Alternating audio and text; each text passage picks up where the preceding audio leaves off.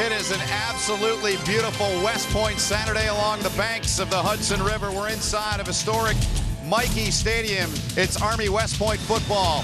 It's 1-1 Wake Forest from the ACC taking on the 0-2 Army West Point Black Knights here on CBS Sports Network.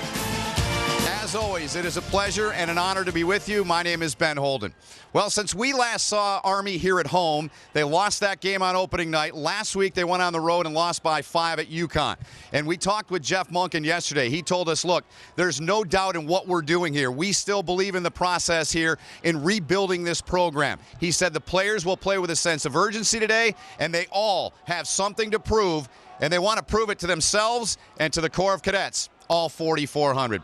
Here's a guy that proved a lot in his NFL career and his college career, Jay Feely. And Jay, using the word prove, we stay with that theme. Ahmad Bradshaw, he's proven in 2 games he's the guy to run this offense. He's exceeded every expectation they could have had for him. He's poised, he's been a good leader, and when he has the ball, he's a dynamic runner. He's rushed for 272 yards and 3 touchdowns so far.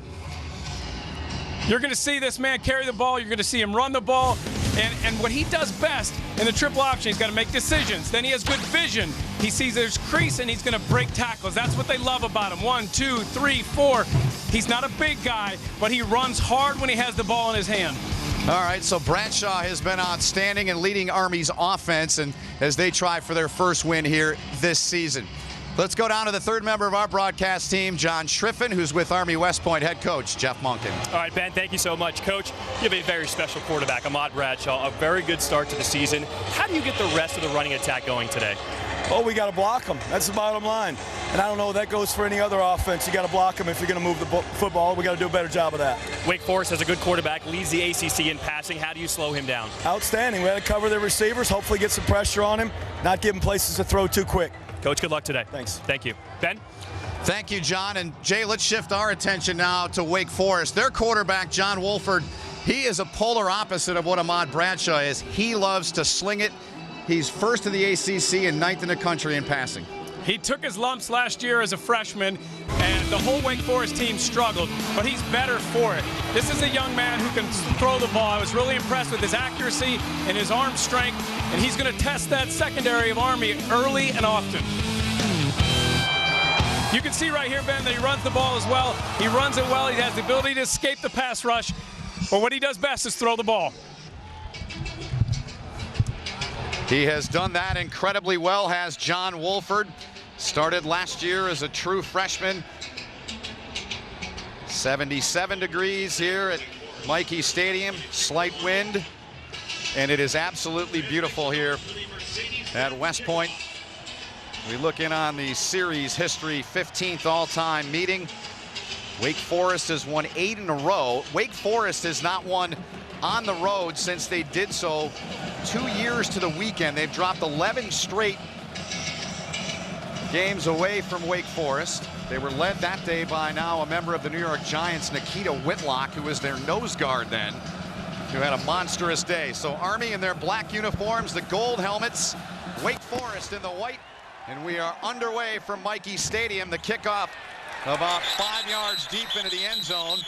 So we'll see John Wolford trot out for the first time in the ball game. We take a look at our Chick-fil-A lineups, and we'll start and focus on the young man that calls the signals for this Wake Forest team.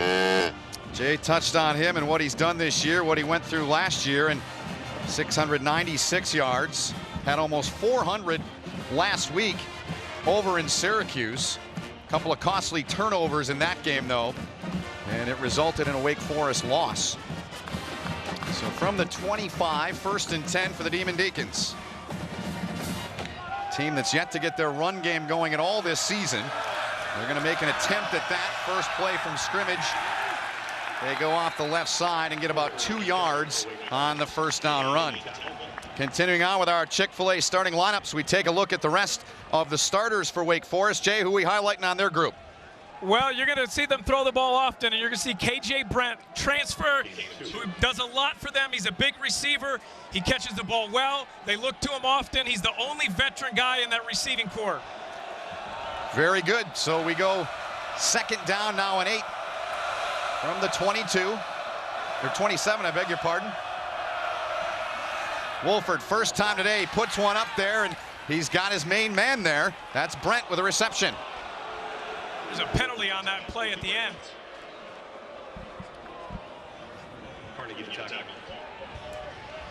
So the first time today. Personal foul, late hit out of bounds. Number 14 defense, 15 yards, automatic first down. Penalty on Chris Carnegie. Difficult way to start for that Army defense. You're going to see Chris Carnegie get the penalty here, out of bounds, a late hit. You know, not a whole lot there. He was just trying to get there, couldn't really pull up. But you give that Wake Forest offense an early first down, and they got to avoid those kind of plays.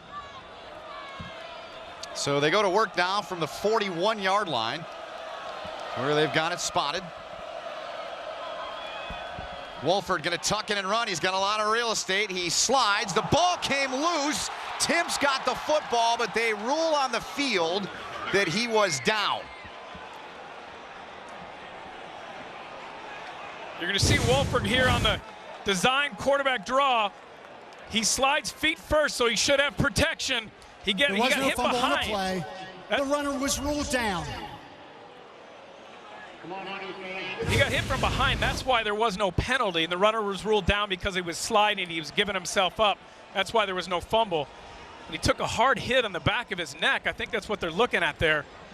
That'd be a big loss for Wake if they lose John Wolford. No question it would. We look back at it. Nothing malicious there. You know, he just hits him from the side. He doesn't expect to get hit there, so you're not really bracing yourself. Almost like a little whiplash. Andrew King was the one that hit him. And this is not a good scenario, as you mentioned, partner, for Wake Forest. And Wolford, a young man out of Jacksonville, Florida. Sophomore quarterback being tended to. 13:53 to go in the opening quarter. We'll be right back. Early on, and starting quarterback for Wake Forest, John Wolford. He did walk off under his own power. He was injured on this play. King hit him and just went down awkwardly.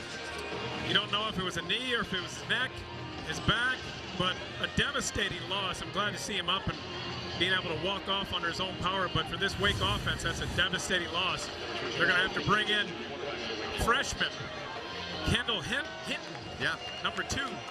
Haven't seen him yet.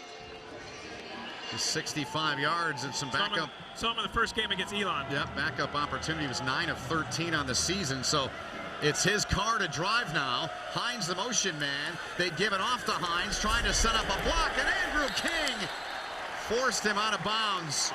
Good work by King to stay with the flow of that play.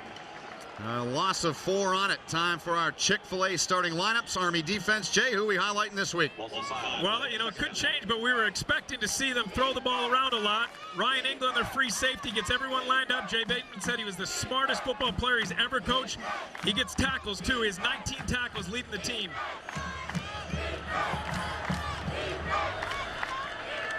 So on 2nd and long now. Ball on the deck. Hinton comes up slinging, near side, down to the turf, no catch. He went to Brent, KJ Brent. Carnegie was on the coverage. Good job by Hinton just to pick that ball up. The center snapped it on the ground. He was able to gather it, not put his knee on the ground, get up and try and throw the ball to Brent, but it's a good job by him just to gather it. So Wake 43.7 on 3rd down so far this season. They need 15 here. If you're just joining us, the starter, John Wolford, top passer in the ACC. He's left the game. I'm looking to my right. He's walking back now along the sideline back to the Wake bench area. But a big 3rd and 15 here for the Army defense. Can they come up with a stop? And it's going to be backed up, it looks like. Play game. Offense. 5-out penalty. 3rd down. That's just a young quarterback trying to go through everything. It's 3rd and long. He's trying to look at the defense, decide who he's going to go to, get some pre-snap reads. He just loses track of the play clock. That happens a lot when you have young quarterbacks in there. Don't have a lot of experience. So there's Wolford on the sideline getting tended to. Meantime, his backup, Hinton, now has a 3rd and 20 from his own 48. Look for Hines in the slot here, number 6, Tabari Hines. He's a freshman. They like him. They call him a home run hitter. Hinton now has got a lot of real estate. Tint pursues. He gets away, does Hinton. Comes in and gets it down to about the 40-yard line. A gain of 12 as Andrew King made the tackle. Hinton looking downfield here, trying to find, looked like he was going to go to his tight end there, but didn't see anything, took off with it. Probably a smart move. Don't make a bad decision there. Too far there, the 40-yard line, that's too far for a field goal, so they're going to punt here, bring in the Aussie. Alex Kinnell. NFL in his future, correct? Definitely could be. So redshirt senior out of Adelaide, South Australia. Trying to pin Army deep. Pose standing at his 11. Waves for the fair catch. He's got it. And Army's offense, after a 29-yard punt, will come onto the field. We'll see Ahmad Bradshaw try to get the Army car tuned up and marching down the field when we come back after this. Here at Michie Stadium. 12:18 to go in the opening quarter of play. Time now to set the Army offense. Our lineups are brought to you by Chick-fil-A, and there's the young man out of Chicago, J. Ahmad Bradshaw, and what he's done this season. He's been awesome. We saw him in the first game, and he was fun to watch. The difference between 2 weeks, when we saw him a week or 2 weeks ago, a little nervous, not unsure. We saw him and talked to him the other day. Confident young man. You were joking with him. He was a vested veteran. He was. He looked like a different guy. Great young man. Here he goes from the 11.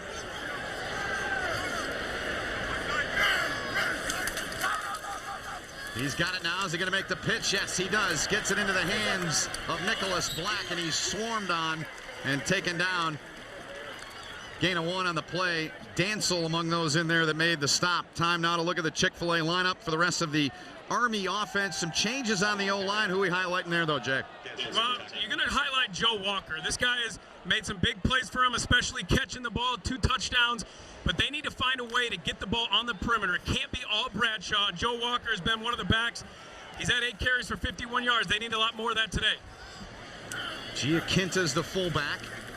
They give it off to Matt, and he gets out to the 15, picks up 4 on the carry to bring up a 3rd down. But before we get to that, see Chick-fil-A starting lineups for the Wake Forest defense. Who are we looking at there to keep our eyes on? The strength of this Demon Deacons defense is their 3 linebackers, and the best one is number 48, Brandon Chubb. You're going to see him all over the field today. You'll see him on Sundays playing in the NFL. He's got over 200 tackles in his career. He leads the team this year with 13. He plays sideline to sideline. He's a big dude, 245 pounds. Lost some weight to be a little quicker this year. I really like him. 16 tackles in 3 career games against Army. Here's Bradshaw on the 3rd down. He's got a seam, and he almost popped it through there. He gets the 1st down, a gain of 7 as he takes it to the 23. Very good job of putting his head down, knowing where the sticks are, being aggressive with his run, and going to get in the 1st down. Tough running right there. Just what you need for Army to get that 1st down and move the chains.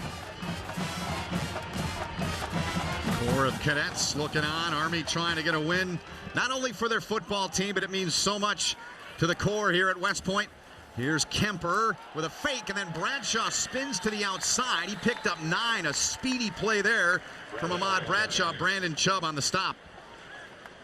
What he's done really well is make decisions. They said, the coaches told us, in 2 games, he had only had 4 missed assignments where they felt like he should have either given the ball to the fullback or pitched it to his running back, or a bad decision throwing the ball. And for a young guy starting his first 2 games, it's been so impressive to see what he's done.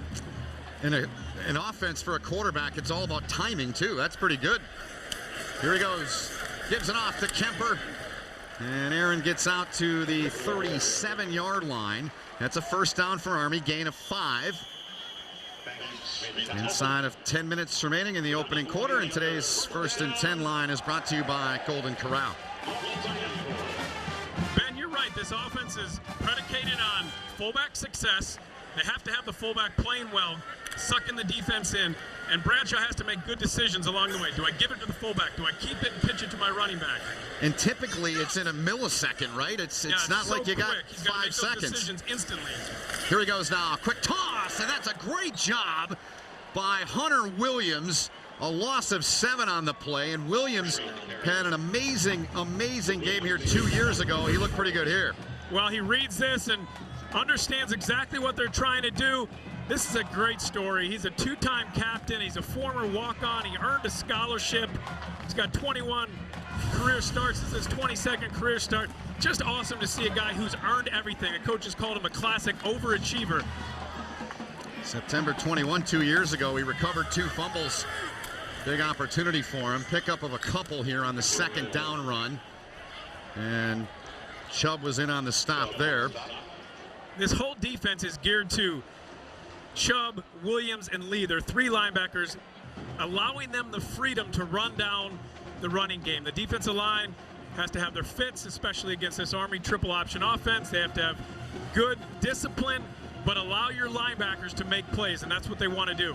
How about that graphic we just showed? Wake Forest came in through 2 games, best third down defense in the country. Army's 2 for 2 already, trying to go 3 for 3. Bradshaw, though, is not going to make it 3 for 3. Chubb came over. Zach Dansel, who's a grad student over there as well, lost it 2. It'll bring up a punting situation for Army. Yeah, you're going to see number 9, Zach Dansel, come up and make this play. They got 2 guys in their secondary who are grad student transfers. Dansel's one of them. He transferred from Maryland. Golden, their other cornerback, he transferred as well from Wisconsin. But third and long, any type of third and long when the Army offense is on the field is an advantage for that Wake defense. That's what they want to do. They want to be ahead in the sticks. So on 4th and 17, here's Tardu. Hines is deep. He's a burner. He'll field it. Tough play, but he made a nice catch to get it into his hands. Here goes Hines. He's got room. There's a flag down back inside of Wake Forest territory. Hines still on his feet. We got to check the flag as Hyatt forced him out way inside of Army territory. The flag, though, back at the 23. Yeah, I think this one's coming back, holding. But Hines did a great job there. I mean, did he? Yeah, he was running the ball well, had great patience. Illegal block above the waist. Number 24, return team. Penalty moving force. First down. Timeout. So with 7:22 to go, penalty against Wake. That'll negate it. Here's a penalty, Jay, there on the left. Yeah, you can see when you're setting up that wall return, your guys have to hustle down and get in position so they front up the punt team, and that's what they didn't do there. If you're behind, the coaches always tell you, don't take a chance. You know, you'd rather allow him to go on his own. Don't make a bad penalty. Middle of your screen, he was injured on their first series. Let's go down to John Schriffen, who's got an update on the Wake Forest quarterback. John. All right, Ben, thank you so much. Spoke to the Wake Forest medical staff. They are calling it a lower leg injury, and right now he is questionable. But here he comes back out on the field right now. We saw him just throwing just a while ago, and he has come back out onto the field. Now, we know in his last game against Syracuse, he injured his right ankle. It was heavily taped coming into this game. We're not sure if he re-injured that ankle, but it is something to look for. Ben? Thank you, John. You can see that ankle spatted up there. Yeah. He's a tough kid. I mean, that's his drive foot. You know, he's a right-handed quarterback. He's pushing off that foot every time. Second possession of the ball game for Wake Forest. They begin from their 13. That's Serenier, their outstanding tight end in motion. On the ground, they give it off to Bell, and Bell with a good chunk on first down gets across the 20. They're going to say a gain of 8. I expect him to carry the ball a lot. They want to establish the run. They didn't run it very well against Syracuse. Only had 46 yards rushing. But I like Bell when I watch him. You know, they got another back, number 21, Isaiah Robinson. And I think Bell, you know, is a better back that provides them a lot more in that run game. They've got a third, and that's Colburn, who's now in the game. Colburn, Mr. Football in South Carolina a year ago, but obviously a different game at the collegiate level. He's next to Wolford. Low snap. Colburn's got the ball. Tough sledding, but he leans, and it looks like he's got the first down. Picked up 3 on it. Colburn on the carry. Ackerman with a tackle, and Jay, Wake Forest has been hanging their hat on passing, obviously, but the run game is something that, well, it hasn't been pretty. You can say that again. I mean, you can look at last year. They really struggled to run the ball last year. They'd like to establish that today. They didn't do it against Syracuse, but they hang their hat on passing the ball. From the 24, 1st and 10 after the run by Colburn. Now Bell's in the backfield next to Wolford. Another low snap. Fake to him. Now Wolford stands, fires down near the turf, and unable to come up with a catch there was Chuck Wade, the former high school teammate of Wolford. Yeah, There's center Josh Harris here. He's got to get the ball up. He's putting his quarterbacks in a difficult position because their eyes go down to get that ball, and they're not seeing the field as well. You know, he moved to center in training camp this year, and you know, he's done a good job for them, but he's got to get that ball up for the quarterbacks. 2nd and 10 now. Movement left side. Voigt pointing at the left side of that Wake line. What'd you see, Jay? Yeah, it's a false start. Number 78 offense. 5-yard penalty. Remains 2nd down. Tyler Hayworth, the guilty party. It's their big left guard.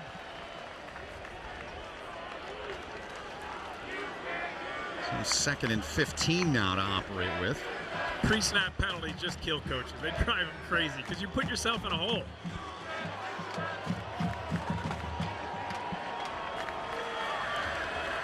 No score in the ball game. 6:05 to play in Q1. Army trying to get its first victory here in 2015.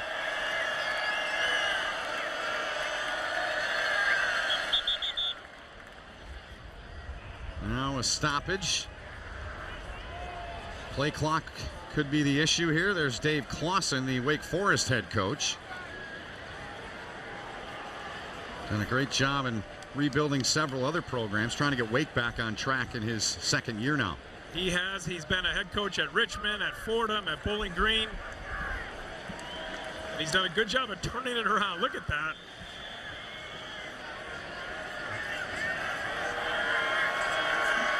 Second and 15 now. From the 19. To the near side. Catch is made by Cortez Lewis, a gain of 6.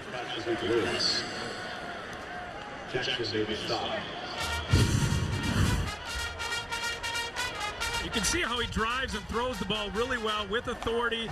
Even when he threw interceptions last week, I didn't see any hesitation from him at all. He stepped back up the next drive, and he just slings it. He's a confident young man. They like that. Gotta love it. 3rd and 8. Big down right here for both these teams.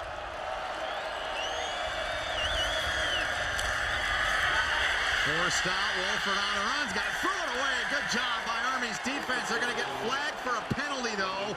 I believe it was Voigt in there that gave Wolford an extra shove. Yeah, they're going to get him with a late hit on the quarterback. And he really didn't need to.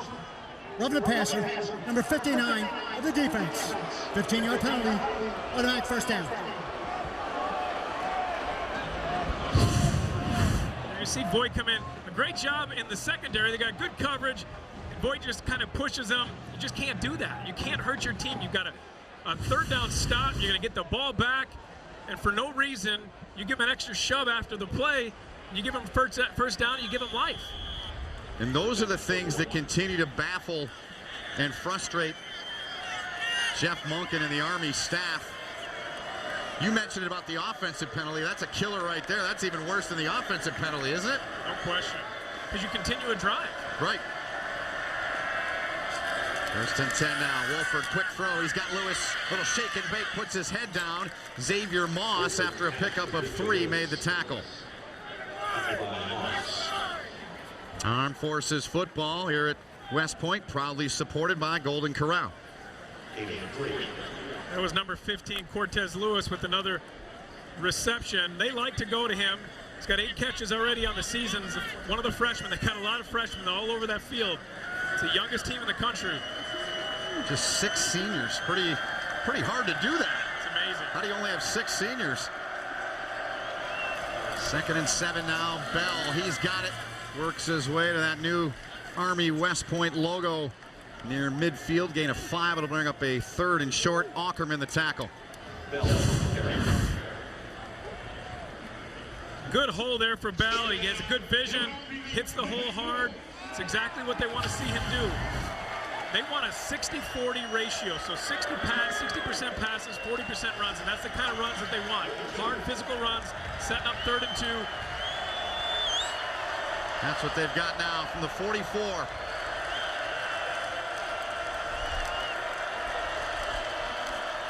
On the ground. Bell, I don't think he got it.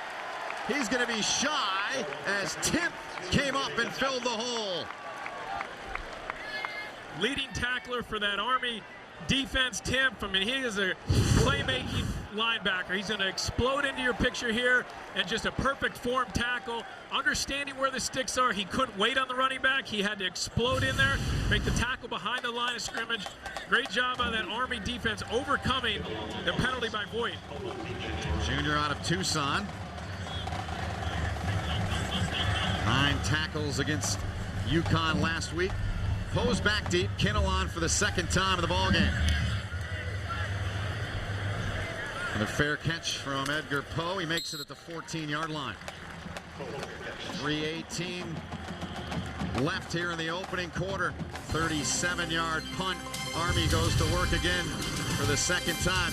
About $65 million on display today. The Apache, the flyover here. Schriffen, our guy on our football crew, is a part of that show. And all right, so Dave Clausen, Jeff Monk, and Jay were coaches many moons ago. This is today before the game, and then look at that. We gave Coach Monken a hard time when we were talking to him. Giving him a hard time about the hair. Almost looks like he had a perm, but I think that's just natural. That was before all the pressure of being a head coach. That was at the University of Buffalo, and Clausen was the quarterback coach. Monken was the receivers coach. Trip down memory lane. Army goes to work here now. Second possession from the 14-yard line. Bradshaw got away from Williams. And Bradshaw taken out by Chubb. A great job of eluding that. A gain of 9, Jay. Yeah, this is just natural athleticism. You know, the play is broken. Wake Forest has done a good job of getting penetration defensively. He just spins out of the tackle and makes something out of nothing. And that's what you like from him. I mean, he gives them this dynamic in this offense that they need, because they need their quarterback to be a playmaker. They need him to be able to make good reads, but also make plays when he has the ball in his hand. And you can see he's the leading quarterback rusher in the nation. We were all impressed 2 weeks ago, our first game of the year here by him. He gave it off to the senior fullback, Giaquinta. Matt Giaquinta picks up the first down, a gain of 2. Tough, physical, hard running, getting the first down, putting his head down. I'm so impressed with him. I mean, every guy we meet, we're so impressed with on this Army team. The commitment that they have, not only to their team, but also to our country. I love sitting down with those young men. It's a lot of pride for us sitting in the room on Fridays. Here's a handoff. They give it off to Drew Harris. Harris saw some playing time last week in that tough 5-point loss against UConn. 2 losses, 7 points, the difference in those games. And Harris starting to get a little bit more. They got to get that fullback spot going. Yeah, they have to, because everything else depends on fullback success. The ability to suck a defense in to stop the fullback first. If they don't have to worry about that, we got a player injured on this Wake Forest defense. We do. And it's Markel Lee. Yeah, he's one of their very valuable linebackers. But he's walking off under his own power. That's good.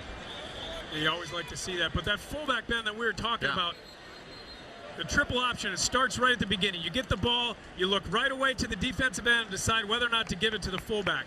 If you're having success pounding the fullback, getting 4 or 5 yards of pop and maybe breaking one, now the defense has to change their attack. They're going to suck in, and now that opens up the perimeter for Bradshaw, especially with his running ability to get outside and make plays. Yeah, and to see Army's rushing offense, albeit only 2 games in, around 50th in the country, is not normal, because they've been in the top 5 or 6 for the last 5 years. They give it to Harris again, picked up 2.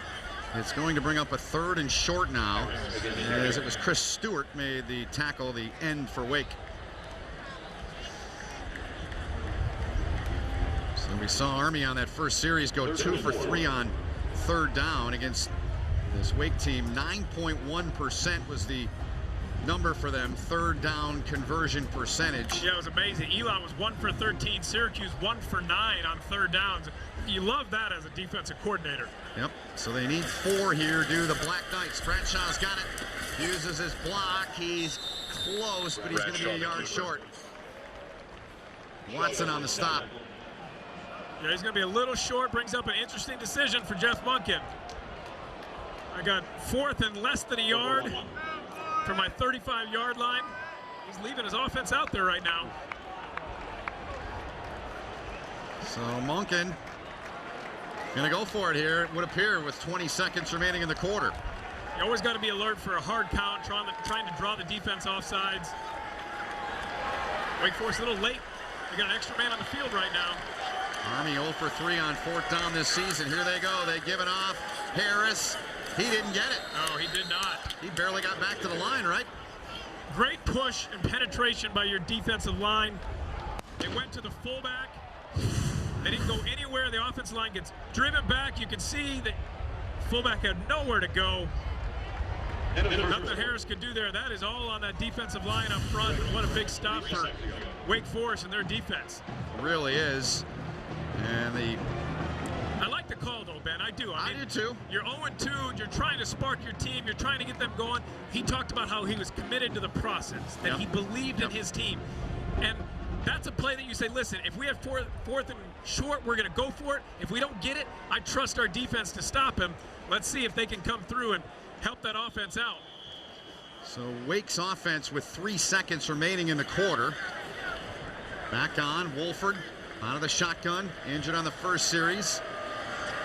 Came back in on the second. Bell's the running back next to him from the 35. Fake, now he's got a little room to the far side of the field. He's just going to take it out of bounds and gain a yard or so. Man, he is limping. You can see him at the end of that play. Not really as mobile as he was, but limping as he goes to the sideline. But tough guy. He's gritting through it. He is. That's the end of the opening quarter here from historic Michie Stadium. Army and Wake scoreless. We'll return to West Point after these messages. You're watching college football on CBS Sports Network, the 24-hour home of CBS Sports. Back for Wake Forest, Jay. He's got a little giddy up in his step. Yeah, he's not feeling good. You can see him limping as he goes to the sideline, but he's gritting it out. He's a tough guy. He was hurt last week, taped it up, came back. I expect him to keep pushing through for that team. But one thing he's got to do, Ben, is not rush the ball. He had the opportunity to get it to Bell in space there, and he didn't throw it, and then he took off running. When you're hurt, you got to get rid of that ball. Let your other guys do it for you. 3 of 4 for 16 yards. Leads the ACC in passing. 9th in the country, and that department is number 10 in white. Here goes Wake from the 34. Another bad snap, and it's bobbled. It was picked up by Bell, the running back. He gets 2, but that's what, a handful of bad snaps already. Well, I think that was more on Wolford. He just kind of dropped that ball. May have been a hair low, Ben, but he just kind of dropped it, got on the ball, and brings up 3rd and long, and they're on the cusp of field goal range here. So that was a difficult fumble and brings up a important 3rd down. They need 8 from the 33.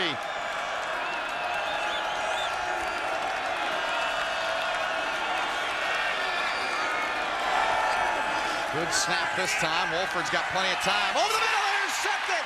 Jeremy Timp for the interception for the Army defense. The first turnover of the game.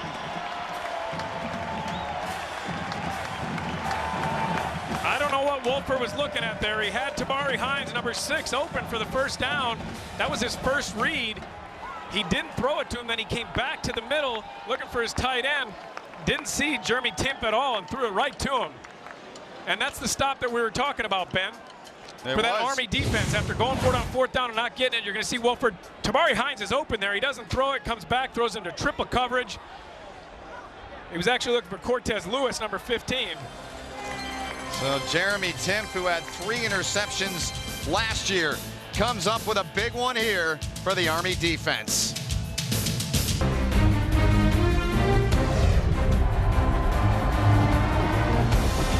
125 years of Army football with a look back at some of the most memorable Army moments and teams. This week we go back to 1958 when Pete Dawkins played at West Point from 56 to 58. As a senior, he won the Heisman Trophy, the Maxwell Award. It was a consensus All-American selection, and that takes us to this week's Where Are They Now, brought to you by Bass Pro Shops. There's Pete with the Heisman Trophy, then spent 24 years in the U.S. Army, retired as a brigadier general, has been incredibly successful in the business sector. And, well, where are they now? He's right here. What an honor it is, Pete, to have you with us. What a day this is. Your timing was great because Pete came into the booth with us right before Timp's interception. Your good luck. Absolutely, and that was a really key play because this Wofford offense is very potent, and I think our defense has been holding up very well under it. Unfortunately, we haven't been able to get that fullback breakthrough that the offense depends on. But it's a close contest. So we're going to keep you here for a few minutes. So this is awesome for me. I get to work with two guys that played the game at a high level. This is cool. I have one who's a Heisman Trophy winner. Well, exactly. So Army goes to work, Pete, and you get a chance to see there. How much different is the offense for Army when you were here? Well, you know, they came up with the lonesome end. Blake did my year, and so that was really topsy-turvy, and it upset most of the teams that we were playing right off the bat. And it's actually the foundation of the pro set formation that's so regular in the NFL now. So we had a real advantage in that. It was a not highly touted team at all, but we ended up being first in the nation for 3 or 4 weeks and undefeated, so it was exciting. Here's Kemper with the ball, little dive. Well, you talk about how exciting it is. I mean, you were a brigadier general, you won the Heisman, you won the Bronze Star when you were over in Vietnam, and yet there's so much pride that everyone who's in any way affiliated with Army takes watching this football team. Can you talk about that a little? Well, it's really remarkable. You know, there's no way to separate West Point from football. Like it or not, that's a metaphor for determination, for grit, and for winning.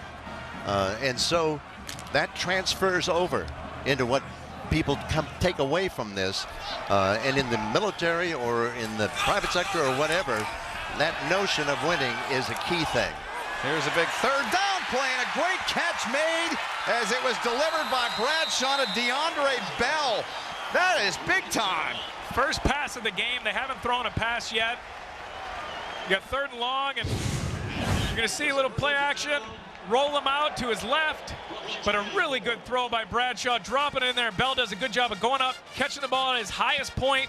If he waits for this ball to come down, safety's going to get there and make a play, and Bell does a great job going up, getting it. Big first down for that Army offense.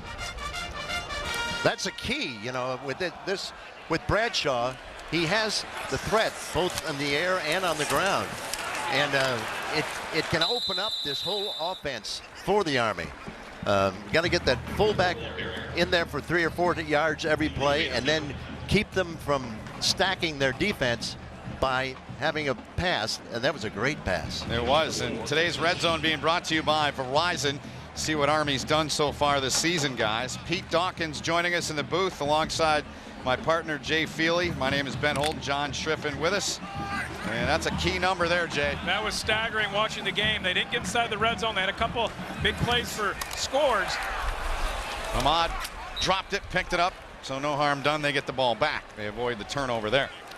You know, last week he only threw for 5 yards, so that's a big play early in this game for those coaches to show confidence in Bradshaw, to call a pass, a design pass, to roll out, to throw a ball, and to drop it exactly where he needed to and have Bell go up, reward his quarterback with the catch. And you see now we got 3rd and 5, bringing up another big 3rd down for him. Another key moment in this red zone for them.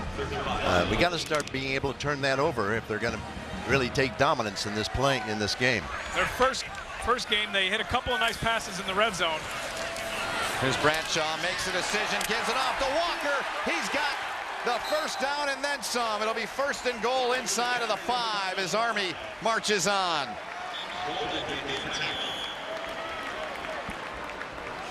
And there's an injured Wake Forest defender down there.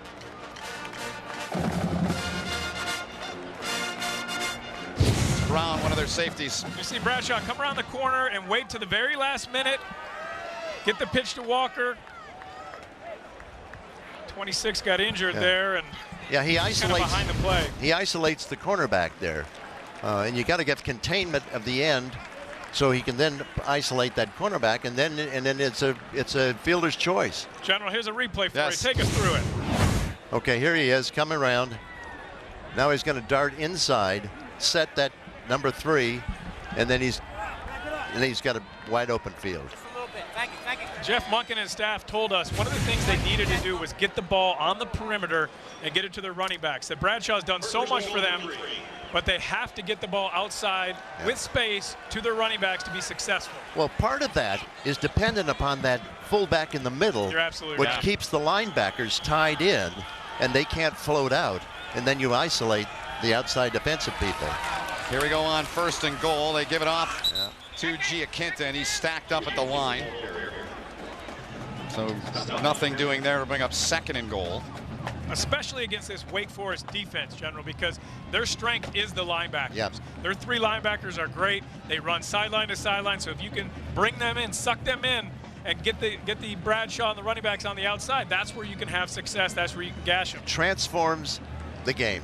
Absolutely transforms the game. You've got to be able to hold those linebackers in. We'll see what they're doing here now. 2nd and goal. We may have to do this every game, General. I like having both of you. Here's Bradshaw. Dives in through the opening, and it's an Army touchdown. The first points of the day. 6-0 Army with the lead. Just what you said, General. Kept going to the fullback. They fake it to Giaquinta. Bradshaw keeps it quickly, gets around the corner. You're going to see right here the fakes. Bring the linebackers in, quickly get around the corner, get in that end zone for a touchdown. What a good drive for that Army offense. You know, that was a good drive. They were consistent. They kept moving it ahead, controlled approach. A big pass by big Bradshaw. pass play, and then a good scoring play. And Grachowski there off the side of his foot there. But As long as it goes through, it doesn't matter. Exactly. So let's look back, guys, at what set all that up. It was John Wolford back to throw. The junior out of Tucson, Jeremy Timp, with the interception. And then it led to the touchdown by Bradshaw. Pete Dawkins, thanks so much for dropping by. Delighted to be here. An absolute honor, sir. Looking forward to the rest of this game. Me too. There's the quarterback, the towel around his neck, Ahmad Bradshaw, the sophomore out of Chicago. Jay led him on an 8-play, 55-yard drive, 4:03. The key play was the 10th interception. Here's the touchdown. A good run, capping off that drive by Army in that offense, but it was the key play, Ben, was the 31-yard pass from Bradshaw to DeAndre Bell. Look at Davis. He's stoked. Right. Hey, you told him, hey, you got to pass the ball, boy. You got to pass. Every week. Come on, BD, pass that ball. Mix it up a little bit, and it worked. What do I know? We have fun with him. We know that. Yeah, we do. So back deep is John Armstrong, number 18 there. Played in this stadium a couple of years ago. So Grachowski set to boot it away here. Early on in the second quarter, Black Knights lead 7-0. And this one's going to sail 9 yards deep. 1st and 10 upcoming from the 25. Let's get down to John Schriffen, who's got an update on Wake Forest quarterback. All right, Ben, thank you so much. I just spoke to Wake Forest team doctor. He informed me that Wake's quarterback, John Wolford, is most likely done for the rest of this game. Now, if you're just joining us, he injured his ankle in the previous game against Syracuse. The doctors are telling me he aggravated that injury on the first drive of this game. He will stay in pads if they need him, but we're going to the backup right now. Wolford should be done for the rest of the game. Ben? Thank you, John. So Jay Kendall Hinton is back in. He's a 6-foot freshman out of Durham, North Carolina. Tough break for that Wake Forest offense. I mean, everything they do is throwing the ball and trusting Wolford with the pass. No question. Bell's the back next to Hinton. They fake to him. Hinton's got a ton of room, and he's going to fling it to the far side. Good throw, and a well-thrown ball to KJ Brent for a gain of 9. You're going to see Hinton here. Nice arm, steps into it, delivers a very good ball to KJ Brent exactly where it needs to be, so his receiver can catch the ball and the defender can't make a play on it. You see John Wolford standing on the sidelines. Not what Wake expected going into this game. Isaiah Robinson now in the game. Hinton fakes to him. He's got a lot of room out there. Good block, but maybe too good of a block as the referee threw a flag in from the back. It's down near the 40-yard line, so we'll check the marker before we go any further. 13-yard play, but it's coming back. Holding.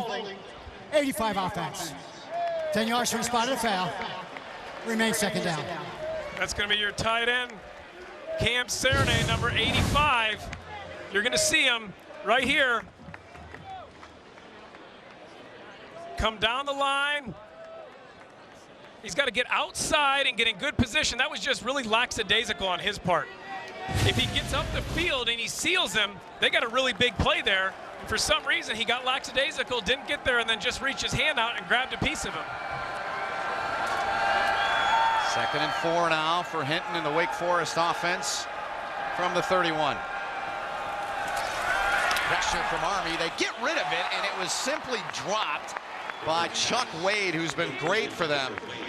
Yeah, that was 93. TJ Atamala, who had a great game last week, was in the backfield a lot, causing havoc. He got back there quickly into Hinton. Didn't allow him to set up and make a good throw, but that's what you need if you're the Army defense. Especially when you have a young quarterback back there. Don't allow him to have time and to be comfortable in the pocket. They need penetration from that defensive line. And really, if you look back at the UConn game, the 3 guys who played really well were Jordan Smith, TJ Atamala, and John Voight. Yeah. All three had good games last week. TJ with 11 tackles entering the game, and the first 2 coming in. So 3rd and 4, they need the 35 to convert. They are 0 for 3 on 3rd down to this point.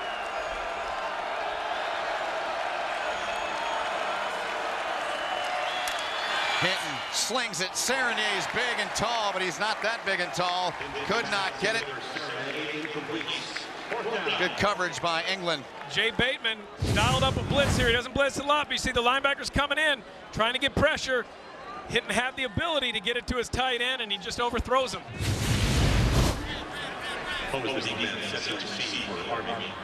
So 0 for 4 goes Wake on 3rd down. Army's got 2 returners back there. We haven't seen this before. Could have something up. Maybe reverse. Poe's at the 35-yard line.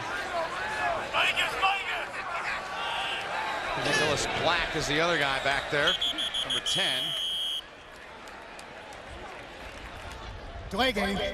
Offense number 38. 5-yard penalty. Remains 4th down. I honestly believe that was from the coaching staff, that they were yelling at him, don't snap it. They were trying to alert their team to the fact that Army did have 2 returners, and now they only have the single returner. The only one in there is Poe. Yep. So they trot Black off, and Poe at his 35 awaits. Punt from Kittle, one of the best in college football. This is not an example of that. The broadcaster jinx, I suppose, worked there, although he gets a good roll out of it, so he'll get a good amount in terms of the distance on the punt as they down it. A 55-yard punt inside of 9 minutes remaining in the opening half. Army leads 7-0. They get the football when we return to West Point. I loved playing in them when I was with the Giants, and anytime you go into Washington or Dallas or Philly, they're big games. There is Ryan Chanvion, who equaling that mark that Nikita Whitlock set when he was at Wake for straight starts. Big part of that secondary. So Army with a 7-0 lead. They run it to the outside. Williams over there on the tackle. Bradshaw with the football. Gain of 2 on the play. Armed Forces football is proudly sponsored by USAA. Gain there on 1st down by Bradshaw. They like to stay ahead of the sticks, meaning they want good yardage on 1st and 2nd down, so if they get to 3rd down, you have 3rd and short. Picking up 6 yards there, 1st down, that's exactly what they want to see. Kemper's in at fullback.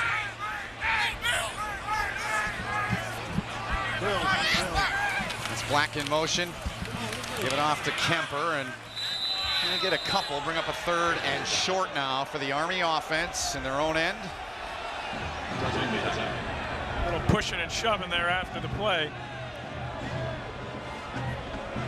So we'll get Trainer into the ball game, and Walker as well. There's the diminutive Aaron Kemper. Dave Clausen looking on. Needs a stop from his defense here.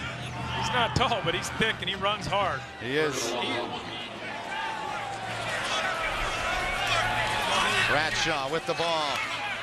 Capped it, and it wasn't what they wanted at all. He'll lose a couple, so it'll bring up a 4th down as Chris Calhoun was in there to clog it up. Tried to get cute there. Instead of running the fullback up the middle, they tried to bring him as the pitch man. Nothing going there. Just penetration by the defensive line. That's what stops the triple option. If you get early penetration, you don't allow them to get to their reads. Good job by that weak defense. They needed a stop. They needed, after that last drive that Army went right down the field and scored. It's a big play for them. So as much as we've talked about Kittle, Tardu, pretty good punter in his own right. Both guys on the Ray Guy watch list. And Tabari Hines, who had a big return negated by a penalty earlier in the game, back in the opening quarter. He gets away from that one. And it's down by Jeff Munkin's punt coverage team, a 40-yard punt. Beautiful West Point Saturday. Army looking good so far. Midway through the second, leading by 7. In this first half here at Michie Stadium, Army West Point with a 7-0 lead on top of Wake Forest. And it's time now for our View of the Core presented by M-Core, and 4 more on the core, all 4,400. Let's get down to John Shipp, and he's in there with Captain America. Oh, I've got Captain America. I've got all the superheroes here. It is a special time of year here at West Point because we're in the middle of Branch Week. Branch Week is what the Army considers their spin on a college career fair. Now, there will be several hundred tons of military equipment brought in for this week. That's so the cadets can learn about the various career fields they will enter after graduation. A special week here for the cadets. Ben? Yeah, thanks, John. And that's part of the reason, if you weren't with us, that we had an Apache chopper fly over the stadium when we came on the air. I love it. I do too. The sounds of freedom. Oh! Nothing gets me more fired up than that. So if you're wondering, that's where some of your tax dollars are going, but it's all going to good use. So some of the Army guys that haven't missed a snap this year, all on defense, if my eyes served me right there, Jay Feely. They do. First down, here's Hinton into the game for John Wolford. Good run by Hinton, picks up 9 on the run, and certainly an athletic guy is Hinton. That was a really good run. Not a lot there, just making some moves. Ooh. Nice little shake and bake right there. Andrew King left him grasping for air. Brings up 2nd 1, but they're going to need Hinton to do that a lot. They're going to need him to make plays, running the ball, and then be smart with the ball when he's throwing it. He's a freshman out of Durham, North Carolina. He's a true freshman. John Wolford, their starter, who's out and injured, was as well last year. Here's a handoff to Bell. And he gets spun down to the turf. Good work over there by Jordan Smith, the junior, gaining 2. You mentioned Smith earlier, in that D-line were real good last week. Made a good play there. He had a blocked field goal. He had a forced fumble. He was all over the field. Bell got just enough to get a first down there, but their D-line has been active today. They continue the good play that they had last week at UConn.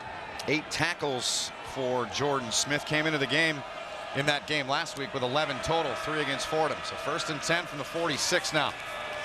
Hitting the fake, gets away, broke 1 tackle, gets into the secondary, and he's got a first down. He was wrapped up and dropped by England after a 12-yard run. You can see, Ben, he's got some moves and he's got some wheels and some good explosion. He was close to breaking one there. If he goes outside, I think he does. It's a different offense than Army practiced against. They were expecting to come in here and have to defend the pass. They struggled last week against UConn with that. Hinton averaging 10 yards a pop on 4 carries. Gives it off to Bell. There is a young man that's been very good now, just a sophomore from a great athletic family, John Voigt, with a tackle. With John Wolford in there, was a lot of 3-step drops. They were getting the ball up quick. Now with Hinton in there, you see the zone read option. You know, just looking at it, they've done that 3 or 4 times already. So it's something completely different that Army practiced against. They're going to have to continue to make adjustments on the sideline to this new offensive look for the Deacon Demons. Voigt's brother Luke in the St. Louis Cardinals organization. Here is Hinton now, hands off, little delay. Ati Malala was there. TJ knew what was coming on that play.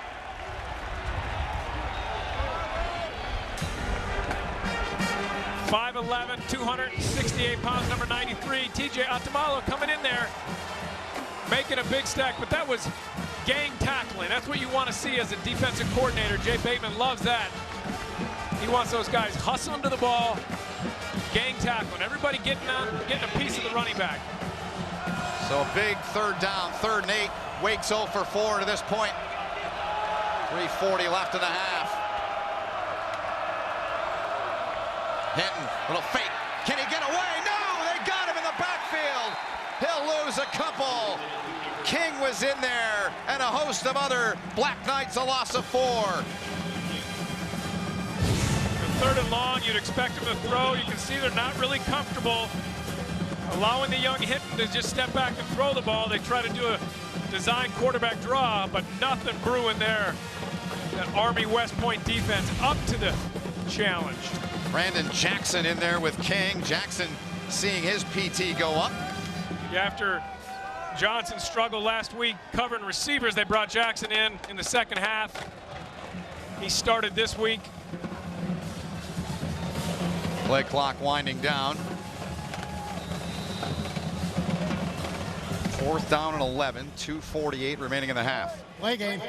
Offense. 5-yard penalty. Remains 4th down. Strategic with your punter, gives him a little more space. This is where Kindle is so good. He has that Aussie-style punt. He can control it really well. It's end over end. It allows you to really control it, drop it around the 9-yard line. Plus, they were running some clock as they give this ball back to Army in their offense before the end of the first half here. Well, Kinnell last week put 5 inside of the 20 at Syracuse. See what he does here. Edgar Poe back his 11-yard line. And this one's going to sail into the end zone. They can't get down there to get it. Not enough air under it. 48-yard punt. So Army will come on from the offensive set with 2:40 to go in the half. Only 84 days to go in the countdown to America's game, the Army-Navy game presented by USAA on CBS Sports. I still have not been to one of those. Have you been? Never, and I always wanted to go. We need to go. I was hoping we'd be calling it, but we're not. That's on the wish list. It's something, if you're a football fan and you love the pageantry of college sports and the history, that's a game you want to go to. This will shock you. I was talking to Brian Riley, the hockey coach, the other day, and I said I remember watching that through the 80s when I was a kid growing up. I'd love to go to it and call it one day. Army's offense from the 20. They got plenty of time to work with here, Jay. 2:40 in the half. Bradshaw, quick toss. This is Walker, makes a cut. And he was greeted and dropped on a good play by Josh Banks. Gain of 3. Bradshaw's not their normal 2-minute quarterback. They've taken him out a couple times at the end of games when they've had to go 2-minute. They put A.J. Schur in there. They've gone to Calvin White, the tight end. First game that you and I did against Florida. 2:09 left right now. They're leaving him in there. Drew Harris, the fullback. Bradshaw fakes to him. Ahmad's got a seam, got through there, trying to make the second man list. They tried to strip the ball out of there. Could not get it out. Zach Dansel was the one that tried to strip it again at 12 for Bradshaw. Yeah, if you're Dansel, you just want to come up and make the play. Try to keep him short of the first down. Not the best time to try and strip the ball.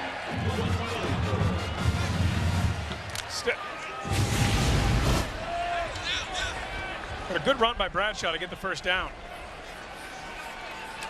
Bradshaw gives it off to Drew Harris.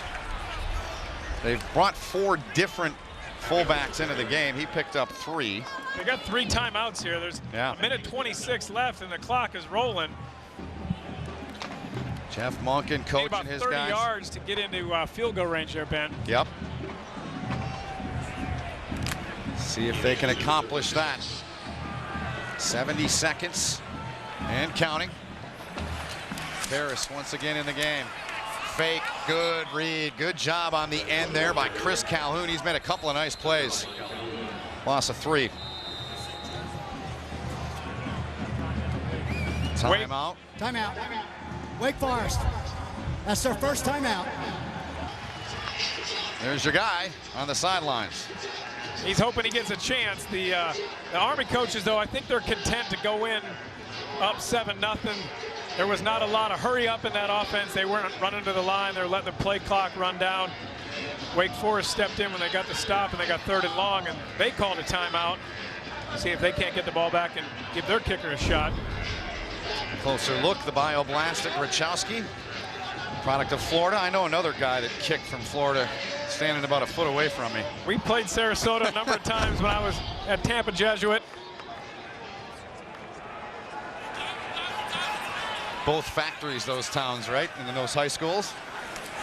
Produce a lot of college players. Here's Bradshaw. He's going to get tracked down in a hurry from behind. He was finished off by Banks. Timeout. Wake Forest. That's their 2nd timeout. It's a 30-second timeout. So with 54 seconds left, they're going to get this ball back with 1 timeout. Try to get down the field and get a field goal opportunity. Good job, though, by this defense again. 5-5 on the game clock. Disciplined defense. They had the pitch covered. They took away the fullback. There was nothing for Bradshaw to do. Smart by him not to try to get fancy there. And you're okay with 4th down, punting the ball. You're up 7-0. Try to pin him deep here on the punt.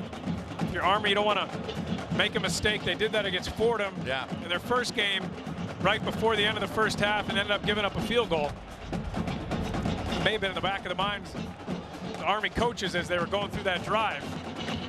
They threw an interception on that drive. Yep, good point.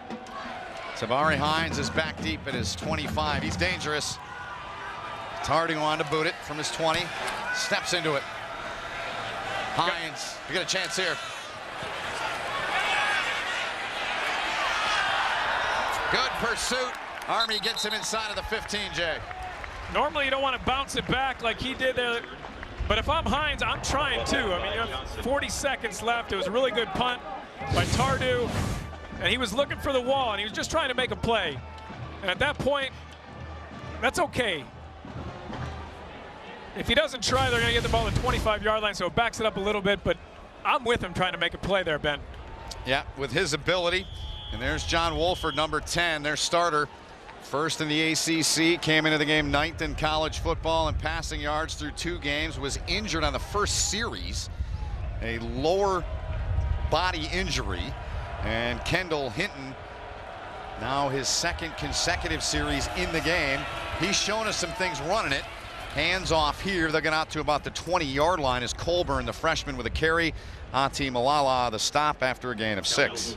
Looks like both teams are content to go to halftime. If I'm Army, I'm calling timeouts. I got 3 timeouts. I can get a stop deep in their end zone to get the punt back, and you never know what can happen.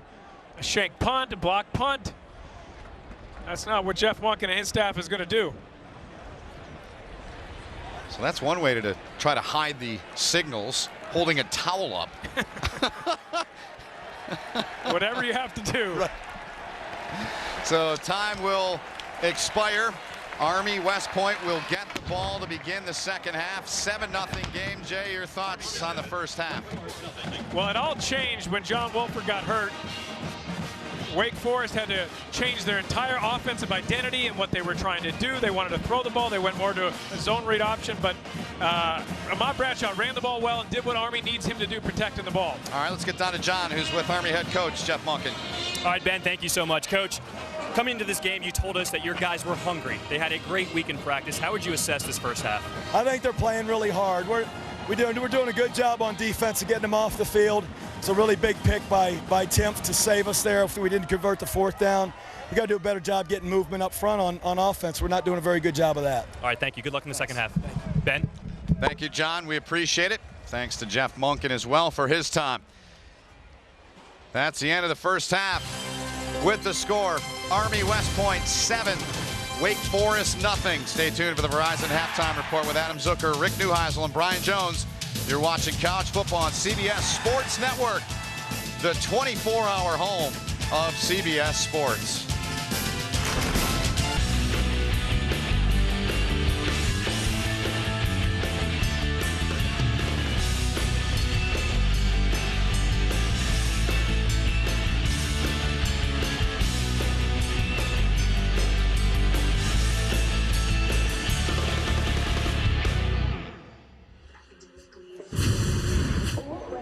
Look back at some of the key moments from the first half of play and the enthusiasm coming through from Brent Davis, the offensive coordinator in the Army coaches booth. It's 7-0 as we welcome you upstairs to our broadcast position. Jay Feely, Ben Holden, it's great to be with you here on a beautiful day here at West Point. And Jay, a lot of things happened in that first half. The biggest thing that happened was John Wolford, the star for Wake Forest, went down, their quarterback, with an injury. That changed everything for that Wake Forest offense, and they threw the ball. He throws the ball well. When he goes out, now they have to change their whole offensive philosophy. They got a quarterback now in Hitton who runs the ball better. They're going to the zone read option, and they're going to have to find ways at halftime to change everything that they had planned and come out and try and be successful in the second half.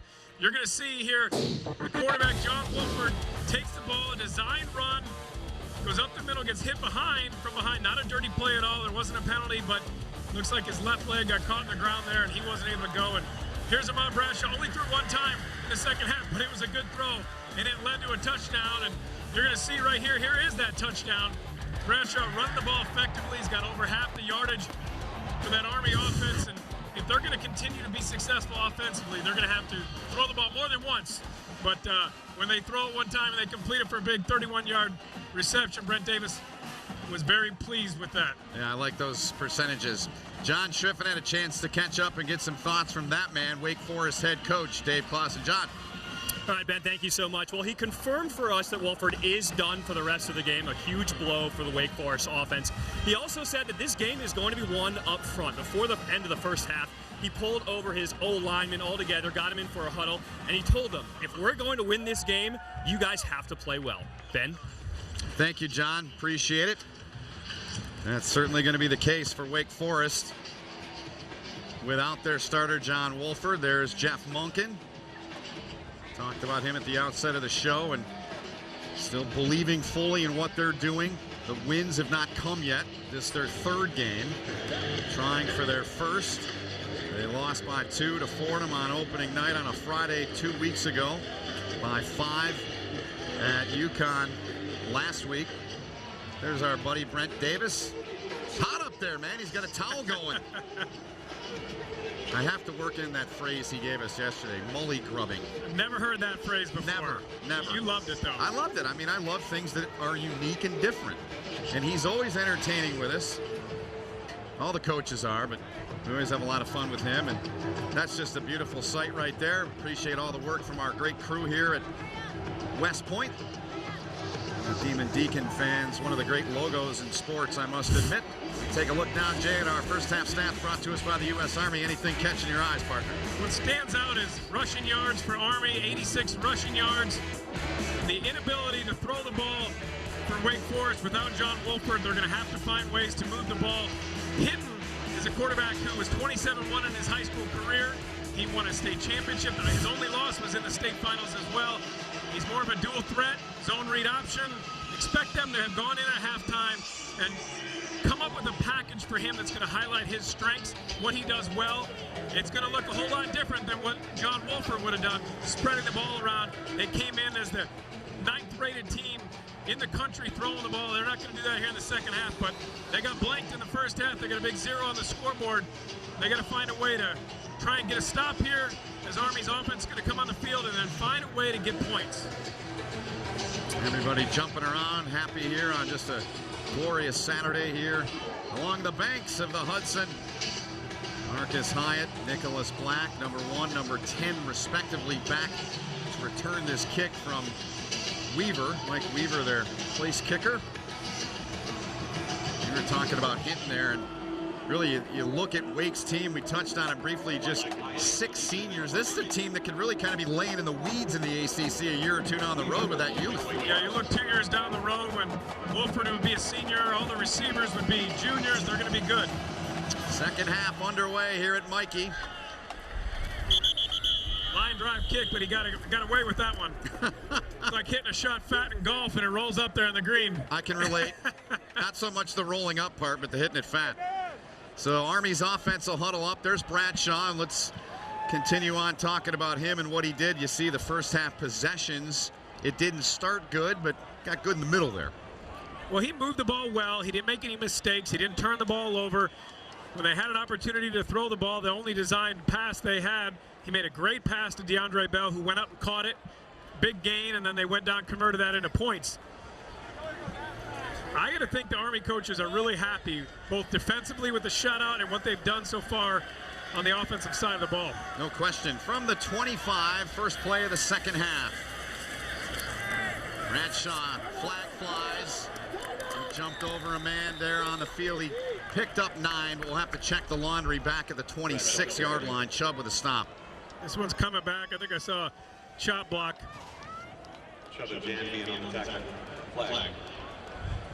Chop block. 54 and 63 of the offense. 15-yard penalty. Remains first down. You called it? They got 2 young guys starting, Army does. Victor Nueves and Rick Kurtz starting at left guard and left tackle. You're going to see there, when 2 guys are engaged, you can't go low and shot block. That's exactly what they did. Part of that is just youth and not being out there, not having experience. Looks like they went low there on outstanding defensive lineman Josh Banks. So that backs him up. First and 22 now from the 13-yard line for Ahmad Bradshaw. Giaquinta. The fake to him. Now Ahmad's going to keep the football. He'll pick up a good amount on that run out to the 21-yard line. Gets 8 on the carry. And talking about that offensive line, a lot of changes. First couple of games, things were good. There you see the 5, and then the 2 on that right side, Jay, they had to change. They were injured last week. They did, so they flipped the guard and the tackle because they're the most experienced. Gilbert, Alexander, they wanted Kurtz and Nieves, the young guys, to play where they're normally played. Victor Nieves, his biggest guy, he came in at 360. He's down to 318, but you don't see a lot of size like that in the Army offense. You don't. You just don't. Here's Bradshaw. Pressure. They get him. They drop him back at the 19-yard line. Hunter Williams came in. Mentioned earlier about him and how good he was 2 years ago. He was pretty good here. He was looking for number 2, Kelvin White, his tight end, who fell down on the route, so he couldn't throw it. Bradshaw's lucky he didn't lose that ball as he gets hit from behind. Those are the classic fumble plays when you don't know from the blind side. The defensive end come around, making a big hit on the quarterback. It was Hunter Williams, linebacker. Came into the game with 9 career tackles in 2 games against Army. Had 8 back here 2 years ago, and just to pay that off with the different amount of guys in that line. 3rd and 15 now for the Black Knight offense. They give it off to Giaquinta. All-stat light, as we called him 2 weeks ago. Bangs out to the 30. He picks up 10, but it's going to be 4th and 5. He looked like it there, breaking tackles, and that's a conservative play call. Not trying to make a mistake here.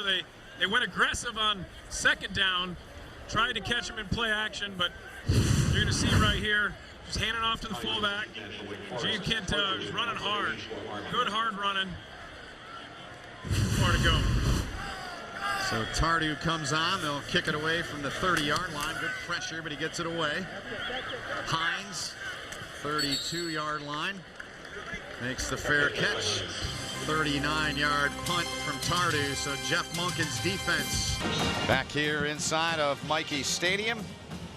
Beautiful Saturday afternoon with Jay Feely, John Schriff, and all of our crew. Ben Holden, and you see what Wake did in the first half. They did not produce any points. 4 punts for Kinnell. Here is Bell trying to grind his way through there. He gets out to the 35, a gain of 3. And Wake Forest, Jay, we certainly all were aware of this, but what they'd done coming in was spectacular. Today, not so much in the top department. No, and everything's changed, but injuries happen. It's a part of football, and you can't make excuses, so you have to move on, find ways to make your offense successful. Well, Dave Clausen now without John Wolford, his starter, calling on a true freshman, that young man, Kendall Hinton out of Durham, North Carolina.